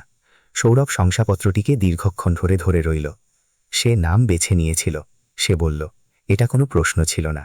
সে এটিকে একটি শর্ত হিসেবে চেয়েছিল। সরস্বতী দেবী বলল, কোনো কিছু স্বাক্ষর করার আগে দ্বিতীয় নামটি ওটাই হতে হতো। সৌরভ শংসাপত্রটি খুব সাবধানে মেঝের ওপর রাখল, যেন এটি এমন কিছু যা ভেঙে যেতে পারে। চতুর্থ নথিটি অনন্যার হাতের লেখায় লেখা একটি চিঠি ছিল, যা সে তৎক্ষণাৎ চিনে নিল, যদিও সে তাকে 2 বছর ধরে দেখেনি। একটি ঝুঁকে থাকা হাতের লেখা, যাতে ই অক্ষরটি বিন্দু ছাড়া এবং জি অক্ষরটি অনেক নিচ পর্যন্ত যেত, যা তার কাছে সব সময় দুনিয়ার সবচেয়ে বিশেষ হাতের লেখা মনে হতো, কারণ সেটিকে অন্য কারো সাথে গুলিয়ে ফেলা অসম্ভব ছিল। চিঠিটি 2 পৃষ্ঠার ছিল। সৌরভ সেগুলি নিঃশব্দে পড়ল। সরস্বতী দেবী তাকে বাধা দিল না। তিনি কিছুক্ষণ পর উঠলেন, রান্নাঘরে গেলেন এবং কাপগুলো আবার ভরে ফিরে এলেন। তিনি তাকে তখনও পড়তে দেখল। তিনি বসে পড়ল এবং অপেক্ষা করল। যখন সৌরভ পড়া শেষ করল, তখন সে কাগজগুলোকে সাবধানে ভাঁজ করল, সেগুলোকে আবার খামে রাখল এবং সেটি বন্ধ করে দিল। তারপর সে মেঝের ওপর কনুইয়ের ভরে মাথা হাতে নিয়ে কিছুক্ষণ বসে রইল, যাকে সরস্বতী দেবী নিঃশব্দে সম্মান জানাল। আপনি কি ঠিক আছেন? তিনি শেষে জিজ্ঞেস করল। না, সে এমন সততার সাথে বলল যা সে প্রায় কখনোই ব্যবহার করত না। কিন্তু আমি ঠিক হয়ে যাব। সরস্বতী দেবী মাথা নাড়ল। আপনি কি নোটবুকটি পড়তে চান? না, আজ নয়। সৌরভ মাথা তুলল। আজ আমি আর বেশি কিছু করতে পারব না। ঠিক আছে, নোটবুকের কোনো তাড়া নেই। সরস্বতী দেবী পুরনো ফোনটি তার দিকে এগিয়ে দিল। রেকর্ডিং। সৌরভ ফোনটির দিকে দেখল। অ্যাপ্লিকেশনে একটি মাত্র ভয়েস নোট জমানো ছিল, 5 মিনিট এবং 50 সেকেন্ড। 3 বছর আগের তারিখে রেকর্ড করা, অনন্যার মৃত্যুর 6 সপ্তাহ আগে। সৌরভ ফোনটি মেঝের ওপর রাখল। সে সেটিকে এখনও তোলেনি। আপনি কি ওটা শুনেছেন? হ্যাঁ, অনন্যা আমাকে ওটা শোনার জন্য বলেছিল, যাতে আমি তোমাকে সঠিক সময়ে প্রস্তুত করতে পারি। ওটাতেও কি বলছে? সরস্বতী দেবী মেঝের ওপর হাত জড়ো করল। ও তোমার সাথে কথা বলছে। ও তোমাকে জানাচ্ছে কেন সে এই সিদ্ধান্ত নিয়েছিল। ও তোমার কাছে কিছু জিনিস চাইছে। একটু বিরতি দিয়ে তিনি বলল, আর ও তোমাকে সোনালীর ব্যাপারে কিছু কথা বলছে, যা তোমার ওর নিজের কণ্ঠস্বরে শোনার দরকার আছে, আমার গলায় নয়। সৌরভ ফোনটি নিল, প্লে বাটন চাপল এবং অনন্যার কণ্ঠস্বরে বর্ধমানের ছোট রান্নাঘরটি ভরে গেল। মনে হচ্ছিল যেন সময় পারই হয়নি, এবং সে সামনের চেয়ারে বসেছিল। তার হাত মেঝের ওপর ছিল, এবং তার পরিষ্কার চোখগুলো তাকে ভালোবাসা আর জেদের সেই সংমিশ্রণের সাথে দেখছিল, যা তাদের 13 বছরের দাম্পত্যের প্রতিটি গুরুত্বপূর্ণ কথাবার্তাকে সংজ্ঞায়িত করেছিল। সৌরভ 5 মিনিট 50 সেকেন্ড পর্যন্ত কোনো কথা বলল না, যতক্ষণ রেকর্ডিং চলল। সরস্বতী দেবীও কোনো কথা বলল না। যখন তা শেষ হল, তখন ফোনটি শান্ত হয়ে গেল, এবং রান্নাঘরে কেবল বাইরের বাতাসের শব্দ আর অনেক দূরে রাস্তার কুকুরের ঘেউ ঘেউ শব্দ শোনা যাচ্ছিল, যা কোনো নামহীন জিনিসের উপর ডাকছিল। সৌরভের চোখ ভিজে গিয়েছিল। সে কাঁদল না। ও হ্যাঁ, সে কাঁদল, কিন্তু সেইভাবে কাঁদল যেভাবে পুরুষরা কাঁদে, যারা খুব তাড়াতাড়ি শিখে গিয়েছিল যে কান্না একটি দুর্বলতা, যা প্রায় নিঃশব্দে এবং নড়াচড়া ছাড়াই হয়। চোখের জল নিজে থেকেই নিজের রাস্তা বানিয়ে নেয়, শরীরকে সঙ্গ না দিয়েই। সরস্বতী দেবী তার হাতের ওপর একটি হাত রাখল, একটি বৃদ্ধ হাত, যাতে শিরাগুলো ফুটে উঠেছিল, যার ওজন খুব কম ছিল। তবু এটিই সবচেয়ে কঠিন জিনিস ছিল যা সৌরভ দীর্ঘ সময় ধরে অনুভব করেছিল। ব্যাস, সে বলল, ব্যাস এটুকুই, এবং এটিই যথেষ্ট ছিল। সোনালি 2 ঘন্টা পরে এলো। সে আদিত্যের হাত ধরে এবং কাঁধে ব্যাগ ঝুলিয়ে গেট দিয়ে ভেতরে এলো, নিজের সবসময়কার তাড়াহুড়োর মধ্যে, যাকে সবসময় অনেক কিছু করতে হয়। সে হঠাৎ থেমে গেল যখন সে বাড়ির সামনে দাঁড়িয়ে থাকা কালো গাড়িটিকে দেখল। তারপর সে মাথা তুলল এবং রান্নাঘরের জানলা দিয়ে সৌরভকে মেঝের ওপর নিজের মাসির সামনে বসে থাকতে দেখল। সে ধীরে ধীরে ভেতরে এলো। কি হচ্ছে? তার কণ্ঠস্বর শত্রুতামূলক ছিল না। এটি এমন কারোর কণ্ঠস্বর ছিল যে এমন একটি দৃশ্য দেখে যা সে বুঝতে পারে না, এবং যাকে কোথাও না কোথাও মনে হচ্ছিল যে সেই দৃশ্যটি তার সাথে এমনভাবে সম্পর্কিত যা সে এখনও জানে না। সরস্বতী দেবী তার দিকে তাকাল। বসে পড়ো আমার সন্তান। মাসি, কি হচ্ছে? বসে পড়ো। আদিত্য তার মায়ের হাত ছাড়ল এবং সরাসরি সৌরভের দিকে গেল। সে তার সামনে দাঁড়িয়ে গেল, তাকে নিজের 2 বছরের গাম্ভীর্য দিয়ে দেখল এবং তারপর অনুমতি ছাড়াই চেয়ারের পাশের কাঠের বেঞ্চে উঠে পড়ল। সে তার পাশে বসে গেল যেন ওটাই পৃথিবীতে তার স্বাভাবিক জায়গা ছিল। সৌরভ তাকে দেখল। শিশুটি তাকে ফিরে দেখল। সোনালি এটি দেখল এবং তার মুখে কিছু একটা নড়ে উঠল, কিছু যা এখনও বোধগম্য ছিল না, কিন্তু যা তার পূর্বাভাস ছিল। আদিত্য অপরিচিতদের সাথে এমনটা কখনোই করত না, কখনোই না। সে সেই সব লোকেদের সাথে সাবধান থাকত যাদের সে চিনত না, কিন্তু এই লোকটির সাথে সে এমনভাবে বসে পড়ল যেন সে তাকে সারা জীবন ধরে চেনে। সোনালি নিজের মাসির সামনে বসে পড়ল। বলো, সে বলল, এবং সরস্বতী দেবী কথা বলা শুরু করল। সরস্বতী দেবী 25 মিনিট ধরে কথা বলল। তিনি সবকিছু সঠিক ক্রমে জানালো, কোনো অংশ বাদ না দিয়ে বা সেটিকে নরম না করে যাকে নরম করা সম্ভব ছিল না। তিনি অনন্যার ব্যাপারে বলল, অসুস্থতার ব্যাপারে, সেই সিদ্ধান্তের ব্যাপারে যা সে নিঃশব্দে নিয়েছিল। তিনি প্রক্রিয়ার ব্যাপারে বলল, চুক্তির ব্যাপারে, নাম গোপন রাখার চুক্তির ব্যাপারে। তিনি জানালো যে তিনি কেন সাক্ষী হওয়া স্বীকার করেছিল এবং অনন্যা তাকে পরে কি করার জন্য বলেছিল। সোনালি তাকে একবারও থামাল না। সে মেঝের ওপর হাত সোজা রেখে এবং নিজের মাসির ওপর চোখ নিবদ্ধ করে শুনল, এমন একটি ভাবের সাথে যা এত ধীরে ধীরে বদলাচ্ছিল যে তা শনাক্ত করা কঠিন ছিল। প্রথমে বিভ্রান্তি ছিল, তারপর অবিশ্বাসের মতো কিছু, তারপর একটি শান্তি যা স্থবিরতা ছিল না, বরং সেই অবস্থা ছিল যাতে শরীর তখন আসে যখন সে একসাথে অনেক বেশি তথ্য পায় এবং প্রতিক্রিয়া করার আগে প্রক্রিয়াজাত করার জন্য একটি মুহূর্তের প্রয়োজন হয়। আদিত্য সবকিছু থেকে উদাসীন হয়ে রান্নাঘরের কোঠাও থেকে একটি কাঠের চামচ খুঁজে পেয়েছিল এবং সেটি ধীরে ধীরে মেঝের কোণায় মারছিল। সৌরভ সেটি ধীরে করে কেড়ে নিল। শিশুটি তাকে দেখল, মূল্যায়ন করল যে প্রতিবাদ করা উচিত কিনা, ঠিক করল যে না, এবং সৌরভের আঙুলগুলোকে সেই একই বৈজ্ঞানিক গাম্ভীর্যের সাথে পরীক্ষা করতে লাগল যেমনটা সে আগেরবার জবাকে করেছিল। যখন সরস্বতী দেবী বলা শেষ করল, তখন রান্নাঘরের নীরবতা এমন ছিল যা ভারী মনে হচ্ছিল। সোনালি সৌরভের দিকে তাকাল।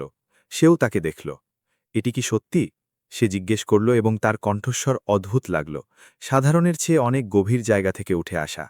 হ্যাঁ, সৌরভ বলল। আপনি কি জানতেন? আমি আজ সকালে এখানে জানতে পেরেছি, যা আপনার মাসি আমাকে দেখালো। সোনালি খুব ধীরে ধীরে মাথা নাড়ল, মেঝের ওপর নিজের হাতের দিকে তাকাল। তারপর আদিত্যের দিকে দেখল, যে এখনও সৌরভের পাশে বসেছিল এবং নিজের আঙুলগুলোর পূর্ণ একাগ্রতায় পরীক্ষা করছিল। আদিত্য, সে এমন এক গলায় বলল যা স্বাভাবিক হওয়ার চেষ্টা করছিল কিন্তু পুরোপুরি সফল হচ্ছিল না। শিশুটি মাথা তুলল। এখানে এসো। আদিত্য বেঞ্চ থেকে নেমে নিজের মায়ের কাছে গেল। সোনালি তাকে তুলে নিল এবং নিজের বাহুতে শক্ত করে নিজের বুকের সাথে জড়িয়ে ধরল। নিজের মুখ শিশুর ঘন চুলের মধ্যে ডুবিয়ে দিল এবং এক দীর্ঘ মুহূর্তের জন্য চোখ বন্ধ করে রইল। সৌরভ জানালার দিকে তাকাল। সরস্বতী দেবী নিজের হাতের দিকে তাকাল। যখন সোনালি মাথা তুলল তখন তার চোখ উজ্জ্বল ছিল কিন্তু শুকনো ছিল। সে আদিত্যকে মাটিতে নামিয়ে দিল। শিশুটি আবার সেই চামচটির দিকে গেল যা সৌরভ মেঝের কোণায় ছেড়ে দিয়েছিল। তারা আমাকে বাবাকে ছিল তা কেন বলেনি? সোনালি নিজের মাসির দিকে তাকিয়ে জিজ্ঞেস করল। কারণ আমরা অনন্যার সাথে তেমনটাই ঠিক করেছিলাম। নাম গোপন রাখা তোমার সুরক্ষার জন্য ছিল, যাতে তুমি আদিত্যকে কোনো বোঝা ছাড়াই বড় করতে পারো, এমন কারোর অভাব ছাড়াই যার কাছে তোমার কিছু দেওয়ার থাকে বা যাকে নিয়ে তোমাকে সাবধান থাকতে হয়। আর এখন? সরস্বতী দেবী তৎক্ষণাৎ জবাব দিল না। সৌরভ জবাব দিল। এখন তোমাকে কারোর ওপর কোনো কিছু দিতে হবে না। সে বলল, যা হয়েছে তা তোমার মাসি এবং আমার স্ত্রীর মধ্যে একটি চুক্তি ছিল। তুমি তোমার অংশ পালন করেছ, তার চেয়েও বেশি। একটু বিরতি। ভবিষ্যতে যা কিছুই হবে তার সাথে ওই চুক্তির কোনো লেনদেন নেই। সোনালি তাকে এক মুহূর্ত দেখল। আপনি কি চান? এটি একসাথে সবচেয়ে সরাসরি এবং সবচেয়ে কঠিন প্রশ্ন ছিল। সৌরভ সেটি না এড়িয়ে সামলাল। আমি আমার ছেলেকে জানতে চাই, সে বলল। আমি জানি না কিভাবে এবং কোন শর্তে। আমি কোনো কিছু চাইব না এবং কোনো চাপও দেব না, কিন্তু আমি তাকে জানতে চাই। সে আদিত্যের দিকে দেখল, যে ওই মুহূর্তে চামচটি আবার হাসিল করে নিয়েছিল এবং সেটিকে সন্তুষ্টির সাথে দেখছিল। আর আমি চাই তুমি এটা জানো যে অনন্যা যা করেছে তা এই জন্য করেছে কারণ তার তোমার ওপর ভরসা ছিল, অন্য কারোর ওপর নয়, তোমার ওপর। সোনালি এক দীর্ঘ মুহূর্ত পর্যন্ত কিছু বলল না। আমার সময় চাই, সে শেষমেশ বলল। তোমার কাছে তা আছে, আর আমাকে রেকর্ডিংটি শুনতে হবে। সৌরভ মেজ থেকে পুরনো ফোনটি নিল এবং সেটি তার সামনে রেখে দিল। সোনালি সরস্বতী দেবীর ঘরে একলা রেকর্ডিংটি শুনল। সৌরভ এবং সরস্বতী দেবী রান্নাঘরে রইল। সে ঠান্ডা চা পান করল, এটা অনুভব না করেই যে তা ঠান্ডা ছিল। সরস্বতী দেবী নিজের হাত দিয়ে ছোট কিছু বুনছিল, কোনো তাড়াহুড়ো ছাড়াই, সেই ধরনের একাগ্রতার সাথে যা আসলে নীরবতাকে নিজের কাজ করার জায়গা করে দেওয়ার একটি উপায়। ২৫ মিনিট পার হয়ে গেল। যখন সোনালি ঘর থেকে বাইরে এলো, তখন তার মুখ ভেজা ছিল এবং তার চোখ লাল ছিল, আর সে এমনভাবে হাঁটছিল যেন সে এইমাত্র কোনো ভারী কিছু পার করে এলো, এবং তাকে এখনও ঠিকমতো জানা ছিল না যে সে অন্যদিকে কেমন ছিল। সে ফোনটি মেজের ওপর রাখল এবং বসে পড়ল। সৌরভ কিছু বলল না, সরস্বতী দেবীও কিছু বলল না। আদিত্য নিজের মায়ের কাছে গেল এবং তার হাঁটুর ওপর হাত রাখল, যা তার জিজ্ঞেস করার একটি উপায় ছিল যে সে ঠিক আছে কিনা। সোনালি তার হাতের ওপর নিজের হাত রাখল। সে ভালো মানুষ ছিল, সোনালি শেষে বলল। এটি কোনো প্রশ্ন ছিল না, আর না কোনো সিদ্ধান্ত ছিল। এটি এমন কারোর সরাসরি স্বীকৃতি ছিল যে এইমাত্র কোনো ব্যক্তিকে তার কণ্ঠস্বরের মাধ্যমে জেনেছে এবং এই সিদ্ধান্তে পৌঁছেছে কারো বলা ছাড়াই। হ্যাঁ, সৌরভ বলল। ও রেকর্ডিংয়ে আমার সাথে কথা বলছে, আমার নাম ধরে ডাকছে। সোনালি তাকে দেখল। আমি এটার আশা করিনি। আমিও আজ সকালে অনেক কিছুর আশা করিনি। সোনালি শ্বাস ছাড়ল, নিজের মাসির দিকে তাকাল। আপনি এত দেরি কেন করলেন? কারণ ও আমাকে এমনটা করতে বলেছিল, সরস্বতী দেবী বলল। ও বলেছিল যে সঠিক সময়ের অপেক্ষা করতে হবে। যদি খুব তাড়াতাড়ি জোর করা হয় তবে তা সবার জন্য ভুল হতে পারে। আর এখন সঠিক সময়। আমার মনে হয় সময় নিজে থেকেই তৈরি হয়ে গেল।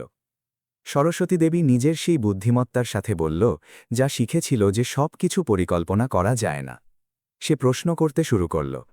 তুমি একটু বেশি ভরসা করতে শুরু করলে, আর আমি বুড়ো হয়ে যাচ্ছি সোনালি। আমি যা করতে বলা হয়েছিল তা না করে যেতে চাইনি। সোনালি তাকে দেখল। আপনি কোথাও যাচ্ছেন না। আমরা সবাই কোথাও না কোথাও যাই। পার্থক্য এই যে আমরা জিনিসগুলোকে গুছিয়ে রেখে যাই কিনা। সৌরভ এটি শুনল এবং তার বুকে কিছু একটা এইভাবে আটকে গেল যা সে চিনতে পারল। এটি সেই ওজন ছিল যা সে হাসপাতালে অনন্যার মৃত্যুর রাতে অনুভব করেছিল। এটা বোঝার সেই বিশেষ ওজন যে সময়ের কোনো বিকল্প হয় না এবং কিছু জিনিসকে অনির্দিষ্টকাল পর্যন্ত এড়িয়ে যাওয়া যায় না। শ্রীমতী সরস্বতী দেবী, সে বলল, আমি কি নথিগুলো নিয়ে যেতে পারি? ওগুলো তোমারই। অনন্যা ওগুলো তোমাকে দেওয়ার জন্য আমাকে দিয়েছিল। আর নোটবুক? নোটবুক আমি তোমাকে তখন দেব যখন তোমার সেটির দরকার হবে। সরস্বতী দেবী তাকে দেখল। তোমাকে এখনও কিছু জিনিস করতে হবে, তার আগে যে তুমি ওটা পুরো পড়ার জন্য তৈরি হও। সৌরভ এটা জিজ্ঞেস করল না যে কি কি জিনিস। মন তাকে বলল যে সে তা জানতে পারবে। সে দুপুরে বর্ধমানের বাড়ি থেকে বাইরে এলো। গাড়িতে ওঠার আগে আদিত্য দৌড়াতে দৌড়াতে তার পেছনে গেট পর্যন্ত এলো। সৌরভ তার সমান নিচু হল। শিশুটি তাকে নিজের সেই চোখগুলো দিয়ে দেখল, যাতে কোনো ফিল্টার ছিল না, যা জিনিসগুলোকে ঠিক সেইভাবেই দেখত যেমনটা তা ছিল, কোনো আবরণ ছাড়াই, যা প্রাপ্তবয়স্করা বছরের পর বছর ধরে সবকিছুর ওপর চড়িয়ে দেয়। বিদায়। আদিত্য সেই রয়ের সাথে বলল, যা সে এখনও উচ্চারণ করতে পারত না। বিদায়, সৌরভ বলল। শিশুটি হাত তুলল। সৌরভও নিজের হাত তুলল। প্রথমবার বাগানের সামনের সেই ইশারা, যা তাদের কারোরই মনে নেই, যদিও কেউ তা বলেনি। সৌরভ গাড়িতে উঠে চলে গেল। এইবার সে পেছনের আয়নায় দেখল। আদিত্য তখনও গেটের পাশে কাঠের চামচ হাতে নিয়ে দাঁড়িয়েছিল। গাড়িটিকে দূরে চলে যেতে দেখছিল। নিজের সেই গাম্ভীর্যের সাথে, যা আসলে অন্য কিছু ছিল। এটি স্নেহ ছিল। 2 বছরের স্নেহ, যা এখনও নিজেকে নাম দিতে জানে না, কিন্তু সেই সব মানুষদের চিনতে পারে যারা সময়ের সাথে প্রাপ্তবয়স্কদের হারিয়ে দেয় ঠিক ততটাই নিখুঁতভাবে।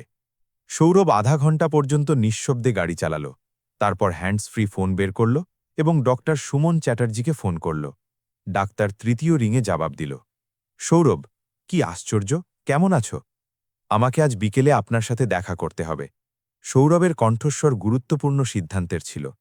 কোনো উত্তাপ বা শীতলতা ছাড়াই কেবল দিক নির্দেশনা ছিল। এটি জরুরি এবং ব্যক্তিগত। ওপাশে এক মুহূর্তের নীরবতা। অবশ্যই, 4টের সময় আমার ক্লিনিকে, আমি ওখানেই থাকব। সে ফোন কেটে দিল। সে গাড়ি চালাতে থাকল। হাইওয়ে পশ্চিম দিকে সোজা খোলা ছিল এবং শহর সব সময়কার মতো দিগন্তে আবার দেখা যাচ্ছিল। বিশাল ধূসর শহর, সেই সব মানুষ দিয়ে ভরা যাদের সেই কথা জানা ছিল না যা সে এইমাত্র জানল। যাত্রীর সিটে অনন্যা নাম কালো মার্কার দিয়ে লেখা কার্ডবোর্ডের বাক্সটি নিঃশব্দে যাত্রা করছিল। সৌরভ সেটির ওপর একটি হাত রাখল, যেন এমন কোনো কথার পুষ্টি করছে যা জোরে বলার দরকার ছিল না, এবং শহরের দিকে গাড়ি চালিয়ে গেল, যেখানে এখনও অনেক কিছু মেটানো বাকি ছিল, যেখানে পূজা এটা না জেনেই অপেক্ষা করছিল যে তার পায়ের নিচের মাটি কতটা বদলে গিয়েছে। সেই সকালের মাটি পুরোপুরি বদলে গিয়েছিল, যেখানে ডক্টর চ্যাটার্জিকে সেই লোকটির চোখের দিকে তাকাতে হতো যার স্ত্রী 3 বছর ধরে একটি রহস্য লুকিয়ে রাখতে তাকে সাহায্য করেছিল। নিউটাউনের একটি বড় এবং শান্ত ভিলার সার্ভিসগুলির দিকের জানালার সেই অফিস ঘরটি এখন যা ছিল তার চেয়ে অনেক আলাদা জায়গায় পরিণত হতে চলল। পূজার প্রতিক্রিয়া। ডক্টর সুমন চ্যাটার্জির ক্লিনিক বালিগঞ্জে ছিল, এমন একটি ইমারতে যা পুরনো আভিজাত্য এবং নিচু স্বরে নেওয়া সিদ্ধান্তের গন্ধে ভরা ছিল। সৌরভ ঠিক 4টের সময় পৌঁছাল। ডাক্তার টেবিলের পাশে দাঁড়িয়ে তার অপেক্ষা করছিল, সেই মানুষের ভঙ্গিমার সাথে যে জানে যে আসন্ন কথোপকথনটি খুব একটা আরামদায়ক হবে না। তার বয়স ছিল 60 বছর। তার সাদা চুলগুলো পেছনের দিকে আঁচড়ানো ছিল। একজন সার্জনের হাত ছিল, যা বিশ্রাম নেওয়ার সময়ও মনে হতো যেন কিছু একটা করতে চাইছে। তিনি 16 বছর ধরে রায় পরিবারের ডাক্তার ছিলেন। তিনি অনন্যার মৃত্যুর রাতে উপস্থিত ছিলেন। তারা হাত মেলালো এবং বসে পড়ল।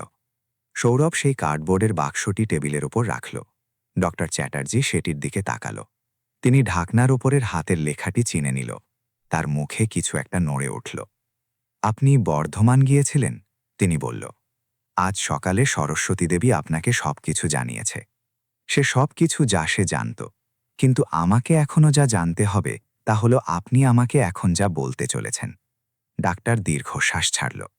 তিনি চেয়ারের ওপর এমন এক মানুষের ভার নিয়ে হেলান দিল যে অনেক দিন ধরে এমন কিছু বয়ে বেড়াচ্ছিল যার ওজন এখন আগের মতো ছিল না, কিন্তু যা মিলিয়েও যায়নি। অনন্যা আমার কাছে এটি একটি ব্যক্তিগত অনুরোধ হিসেবে চেয়েছিল, তিনি বলল। 16 বছর পর আমি তাকে না বলতে পারিনি। একটু বিরতি দিয়ে তিনি বলল, কারণ আমার মনে হয়েছিল সে ঠিকই বলেছিল যে আমি যদি তোমাকে বলে দিতাম তবে তুমি গটিয়ে যেতে। তোমাকে এটি একাই খুঁজে বের করতে হতো। আপনি প্রক্রিয়াটিকে সহজ করেছিলেন, সৌরভ বলল। আমি এটিকে সমন্বয় করেছিলাম, ক্লিনিক, চুক্তি, কাগজপত্র। আমি নিশ্চিত করেছিলাম যাতে এটি আইনি হয় এবং সোনালী দাস সুরক্ষিত থাকে। আর যখন অনন্যার মৃত্যু হল তখন আপনি আমাকে কেন বলেননি? ডক্টর চ্যাটার্জি তার দিকে তাকালো, কারণ সে আমাকে স্পষ্টভাবে মানা করেছিল। সে বলেছিল যে আমি যদি তোমাকে জানাতাম তবে তুমি এটিকে চিকিৎসাগত তথ্য হিসেবে গ্রহণ করতে এবং সেভাবেই বিচার করতে, ঠান্ডা, পরিকল্পিত এবং নিয়ন্ত্রিতভাবে। আর শিশুটির সেটির প্রয়োজন ছিল না। তার তোমাকে দরকার ছিল যাতে তুমি তার কাছে তখন পৌঁছো যখন তুমি তাকে অনুভব করবে, কারো বুঝিয়ে দেবার মাধ্যমে নয়। সৌরভ কোনো উত্তর দিল না, কারণ সে নিজের অস্বস্তিকর সততার সাথে জানত যে অনন্যা কি বলেছিল। পূজা কি এর ব্যাপারে কিছু জানে? সে জিজ্ঞেস করল।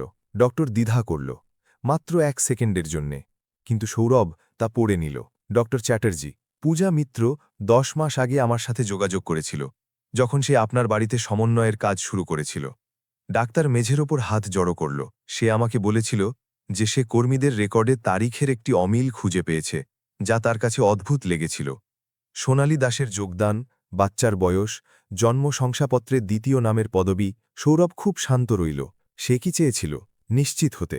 সে জানতে চেয়েছিল বাচ্চার সাথে আপনার কোনো জৈবিক সম্পর্ক আছে কিনা, ডাক্তার নিচু চোখে তাকালো। আমি তাকে চিকিৎসাগত তথ্য দিইনি।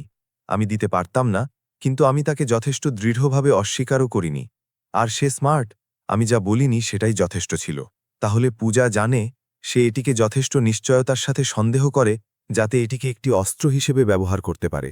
সে আমাকে জিজ্ঞেস করেছিল যে যদি আপনি কখনো জিজ্ঞেস করেন তবে আমি যেন আপনাকে বলি যে এই প্রক্রিয়াটি অনন্যার ভুল ছিল। অসুস্থতার কারণে মানসিক বিকৃতির অবস্থায় এই সিদ্ধান্ত নেওয়া হয়েছিল, আর বাচ্চার কোনো আইনি গুরুত্ব নেই। ক্লিনিকে নীরবতা পাথরের মতো ভারী ছিল, আর আপনি তা মেনে নিলেন। সে আমাকে বলেছিল যে আমি যদি রাজি না হই তবে সে কলেজ অফ ফিজিশিয়ানস অ্যান্ড সার্জেন্সের কাছে নিয়মের অনিয়মের জন্য এই প্রক্রিয়ার অভিযোগ করবে। ডক্টর চ্যাটার্জি মাথা তুলল। আমি জানি এটি কোনো অজুহাত নয়।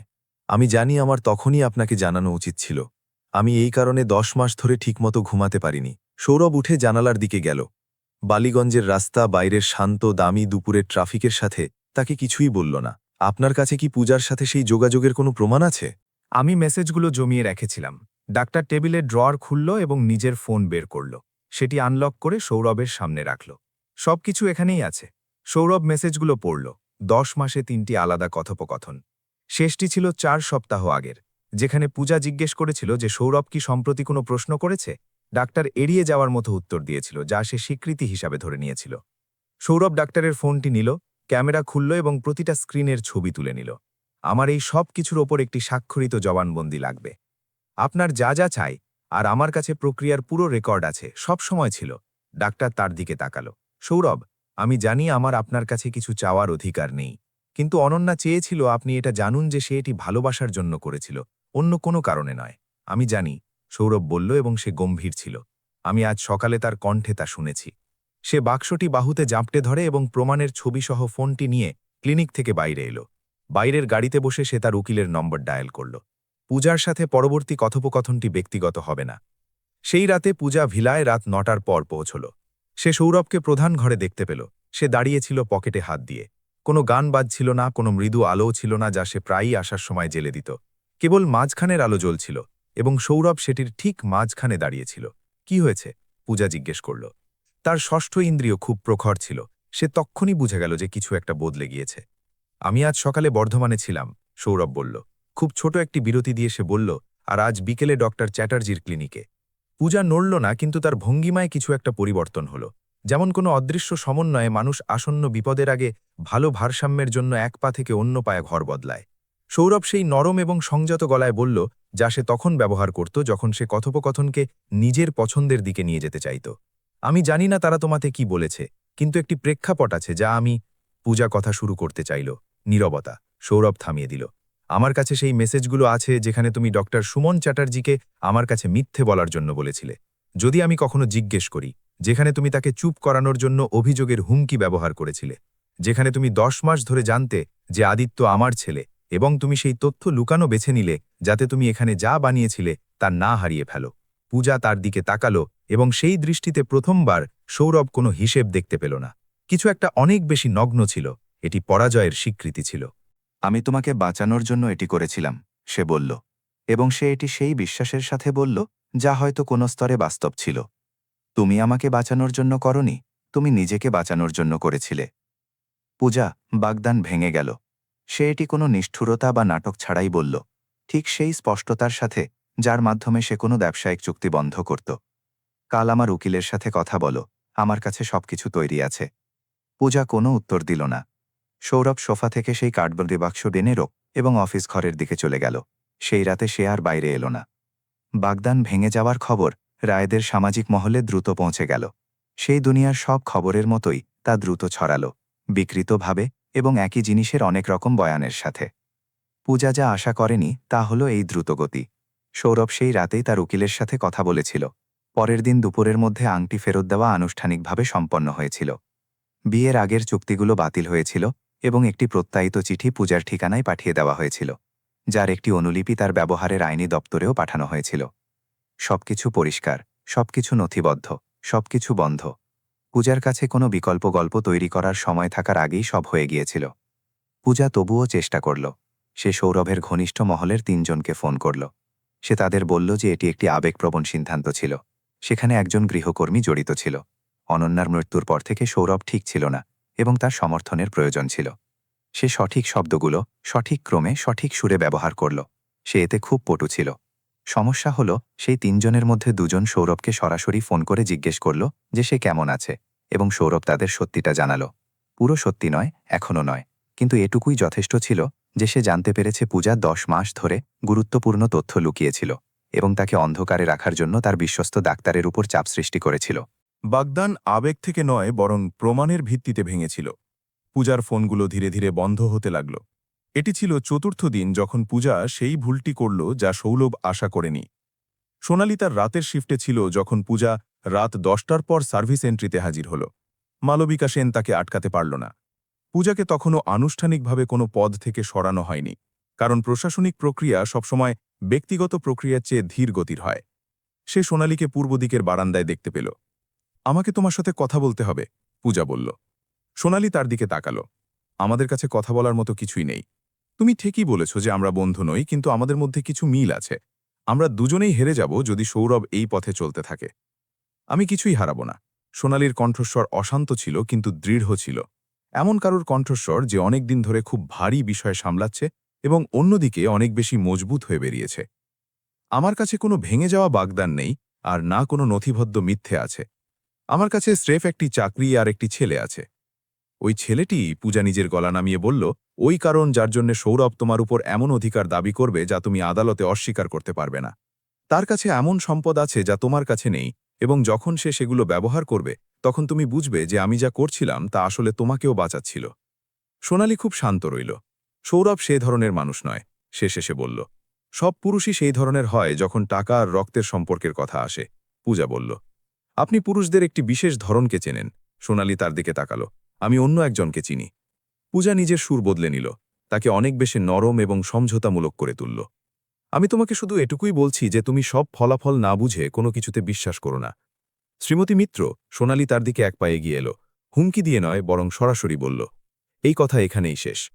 পূজা তাকে এক মুহূর্ত নিজের চোখে ধরে রাখল, তারপর ঘুরে চলে গেল।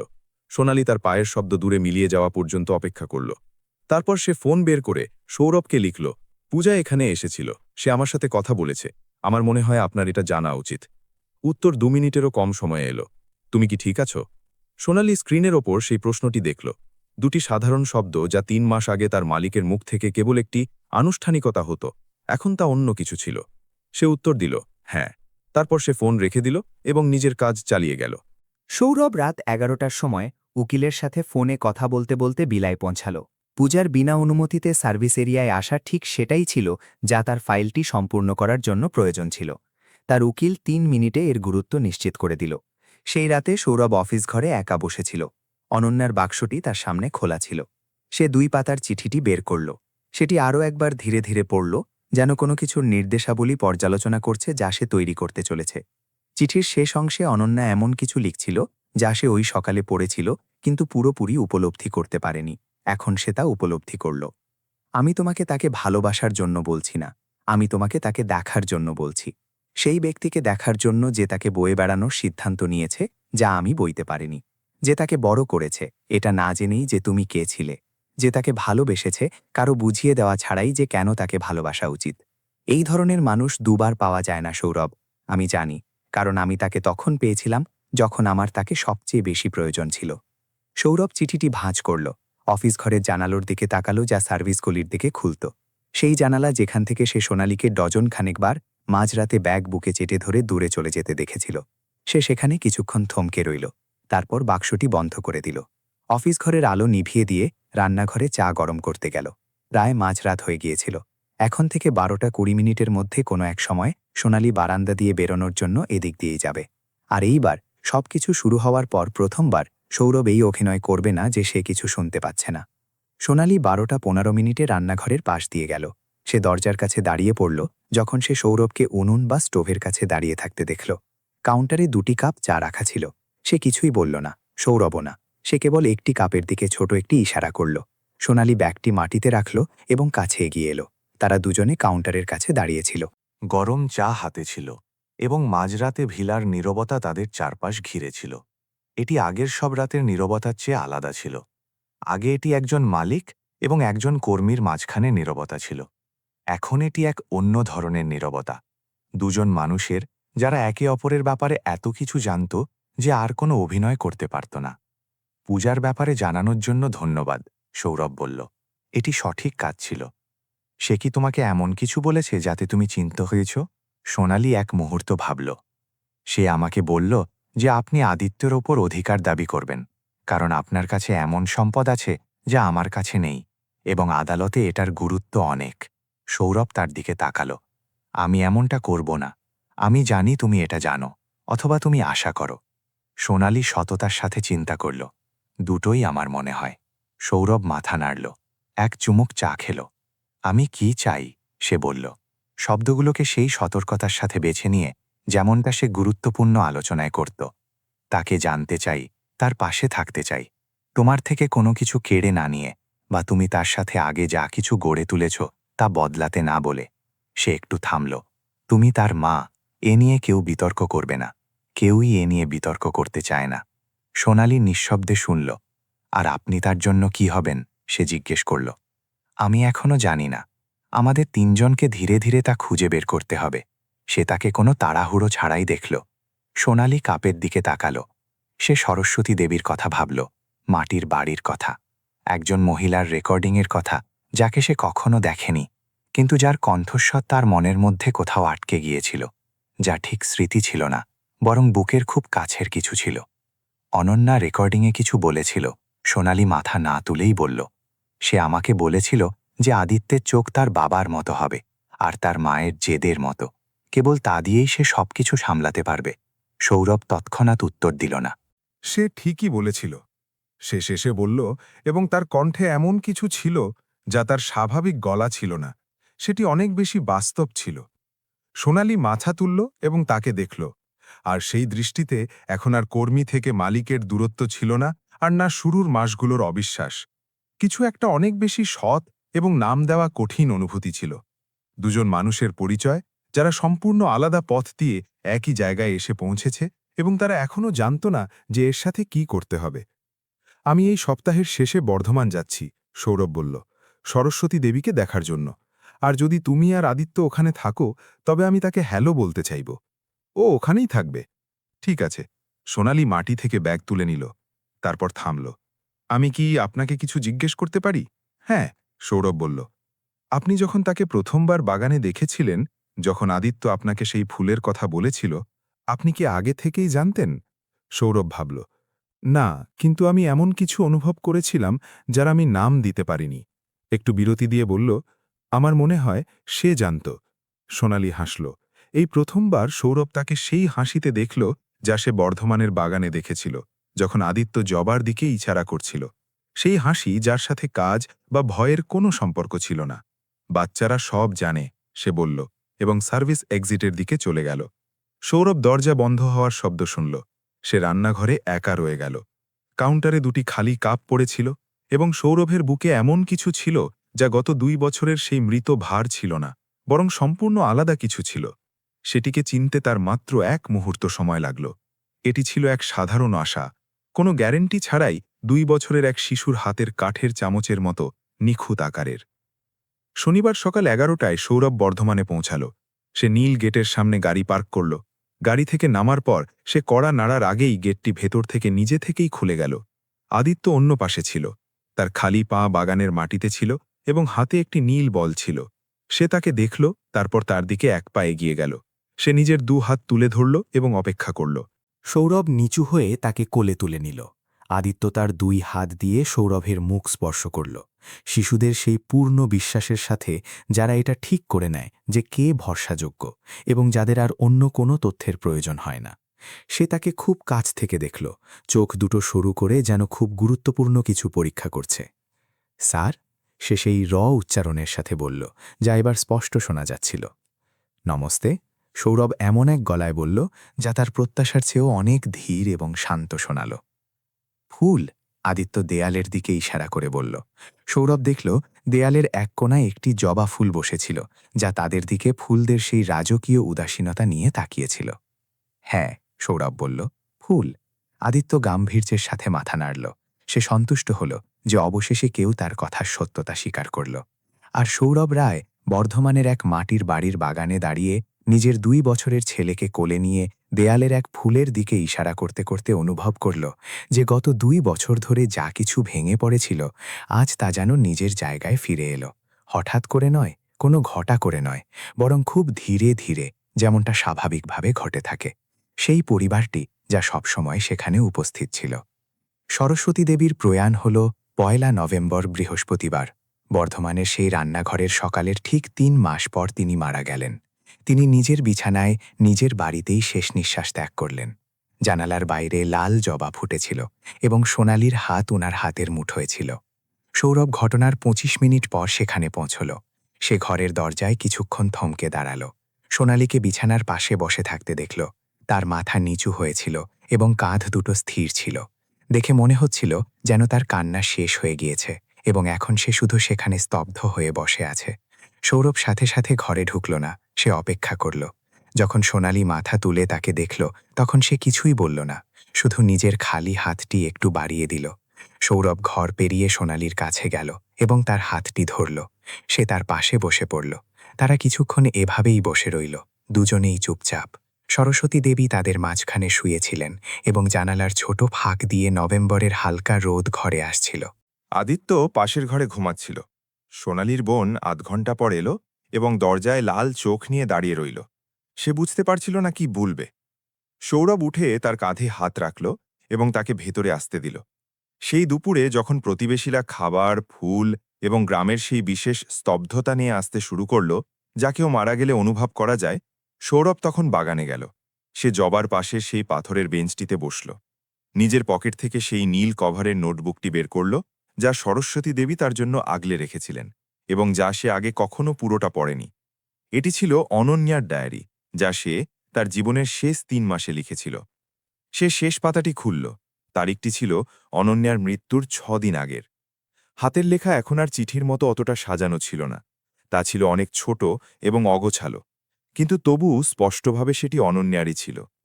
আমি জানি না আমি যা করেছি তা ঠিক কিনা। আমি জানি না আমার জায়গায় অন্য কেউ থাকলে আলাদা কিছু করত কিনা। আমি শুধু এটুকু জানি যে আমি তাকে ভালোবাসতাম এবং চেয়েছিলাম তার কাছে এমন কিছু থাকুক যা আমি তাকে দিতে পারিনি। আর আমি জানি সোনালি খুব ভালো মেয়ে। যখন সে প্রথমবার নথিপত্রে সই করতে এসেছিল তখনই আমি তার চোখের দিকে তাকিয়ে তা বুঝে গিয়েছিলাম। সে ভীত ছিল, কিন্তু তবুও সে সাহসী ছিল। একজন মানুষের কাছে এটিই সবচেয়ে গুরুত্বপূর্ণ গুণ হতে পারে। সৌরভ নোটবুকটি বন্ধ করে দিল। লাল জবা নভেম্বরের বাতাসের সাথে ধীরে ধীরে দুলছিল। পাশের ঘরে আদিত্য জেগে উঠল এবং তার সেই সদ্য ঘুম ভাঙা আধো আধো গলায় মাকে ডাকতে লাগল। সৌরভ ভেতরে গেল। সোনালি তার বোনের সাথে ওই ঘরেই ছিল। সৌরভ একাই আদিত্যের ঘরে গেল। শিশুটি তাকে ভেতরে আসতে দেখে বিছানায় উঠে বসল। তার চুলগুলো এলোমেলো হয়েছিল এবং চোখ দুটো ঘুমে ফুলেছিল। স্যার, সে বলল। নমস্তে। সৌরভ বিছানার কোনায় বসে পড়ল।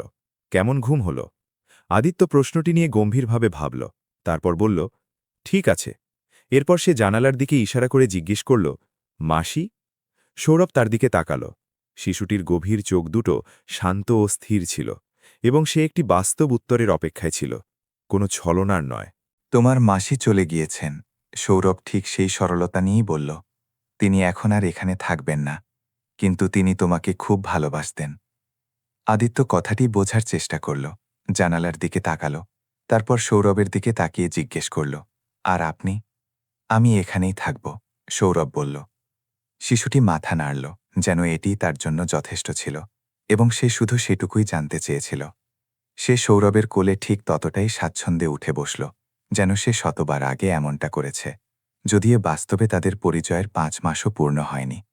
সৌরভ তার চারদিকে নিজের হাত রাখল এবং তারা দুজনেই সেই জানালা দিয়ে বাইরের দিকে তাকিয়ে রইল, খোলা চোখে এবং কোনো তাড়া ছাড়াই। সোনালি কয়েক মিনিট পর ঘরে এলো। সে তাদের ওভাবে বসে থাকতে দেখল। কিছুক্ষণ সে কিছুই বলল না, তারপর গিয়ে বিছানায় আদিত্যের অন্য পাশে বসে পড়ল। শিশুটি তাদের দুজনের মাঝখানে ছিল। তার মাথা সৌরভের বুকে ঠেকানো ছিল এবং হাতটি সোনালি ধরে রেখেছিল। আসার জন্য ধন্যবাদ, সোনালি বলল। সৌরভ উত্তর দিল, আর কোনো জায়গা ছিল না যেখানে আমি থাকতে পারতাম। 7 মাস পর কলকাতার এক বিচারক সৌরভ রায় কর্তৃক আদিত্য সৌরভ দাসের পিতৃত্বের আইনি স্বীকৃতিতে স্বাক্ষর করলেন। সেখানে কোনো লড়াই ছিল না, কোনো বিরোধী পক্ষ বা উকিলের মারপ্যাঁচ ছিল না। এটি ছিল মাত্র 40 মিনিটের এক শান্ত প্রক্রিয়া। নথিপত্র সব ঠিকঠাক ছিল এবং সোনালী ও সৌরভ বিচারকের টেবিলের সামনে পাশাপাশি বসেছিল।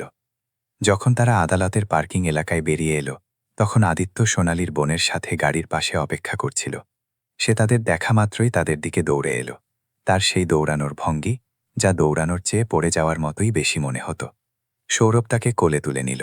আদিত্য সব সময়কার মতো হাত দিয়ে তার মুখ স্পর্শ করল। পাপা, শিশুটি জিজ্ঞেস করল। সে এখন রয়ের উচ্চারণ প্রায় ঠিকঠাকই করছিল। হ্যাঁ, সৌরভ বলল। আপনি এখন আমার পাপা? সৌরভ তার দিকে তাকালো। সেই গভীর, স্থির এবং শান্ত চোখ দুটো, যা 3 বছর আগে অনন্যা না দেখেই কল্পনা করেছিল। আমি এখন তোমার পাপা। আদিত্য এক মুহূর্ত ভাবল, তারপর গম্ভীরভাবে মাথা নাড়ল, যেন কোনো এক গুরুত্বপূর্ণ বিষয়ের মীমাংসা হল। সে বলল, ঠিক আছে। এরপর সে সৌরভের কাঁধেই নিজের মাথাটি ঠিক সেই সহজাত স্বাচ্ছন্দ্যে ঠেকিয়ে দিল, যেমনটা সে প্রথম দিন থেকেই করে আসছিল। সোনালী গাড়ির কাছে দাঁড়িয়ে তাদের দেখছিল। তার মুখে বিষণ্ণতা বা স্বস্তি কোনোটাই আলাদা করে বোঝা যাচ্ছিল না। এমনকি বড় কোনো আবেগও লক্ষ্য করা গেল না, যা সচরাচর এমন পরিস্থিতিতে আশা করা হয়। তার মুখে এক অতি সাধারণ ভাব ছিল, যা নাম দেওয়া খুব কঠিন। এটি এমন এক ব্যক্তির অভিব্যক্তি, যে এমন এক জায়গায় পৌঁছে গিয়েছে যেটির সে কখনো তালাশ করেনি, কিন্তু পৌঁছনোর পর সে চিনতে পেরেছে যে সে আসলে সবসময় ওখানেই ছিল। সৌরভ আদিত্যের মাথার ওপর দিয়ে সোনালীর দিকে তাকালো। সোনালীও তার দিকে তাকালো। শুধু এটুকুই যথেষ্ট ছিল।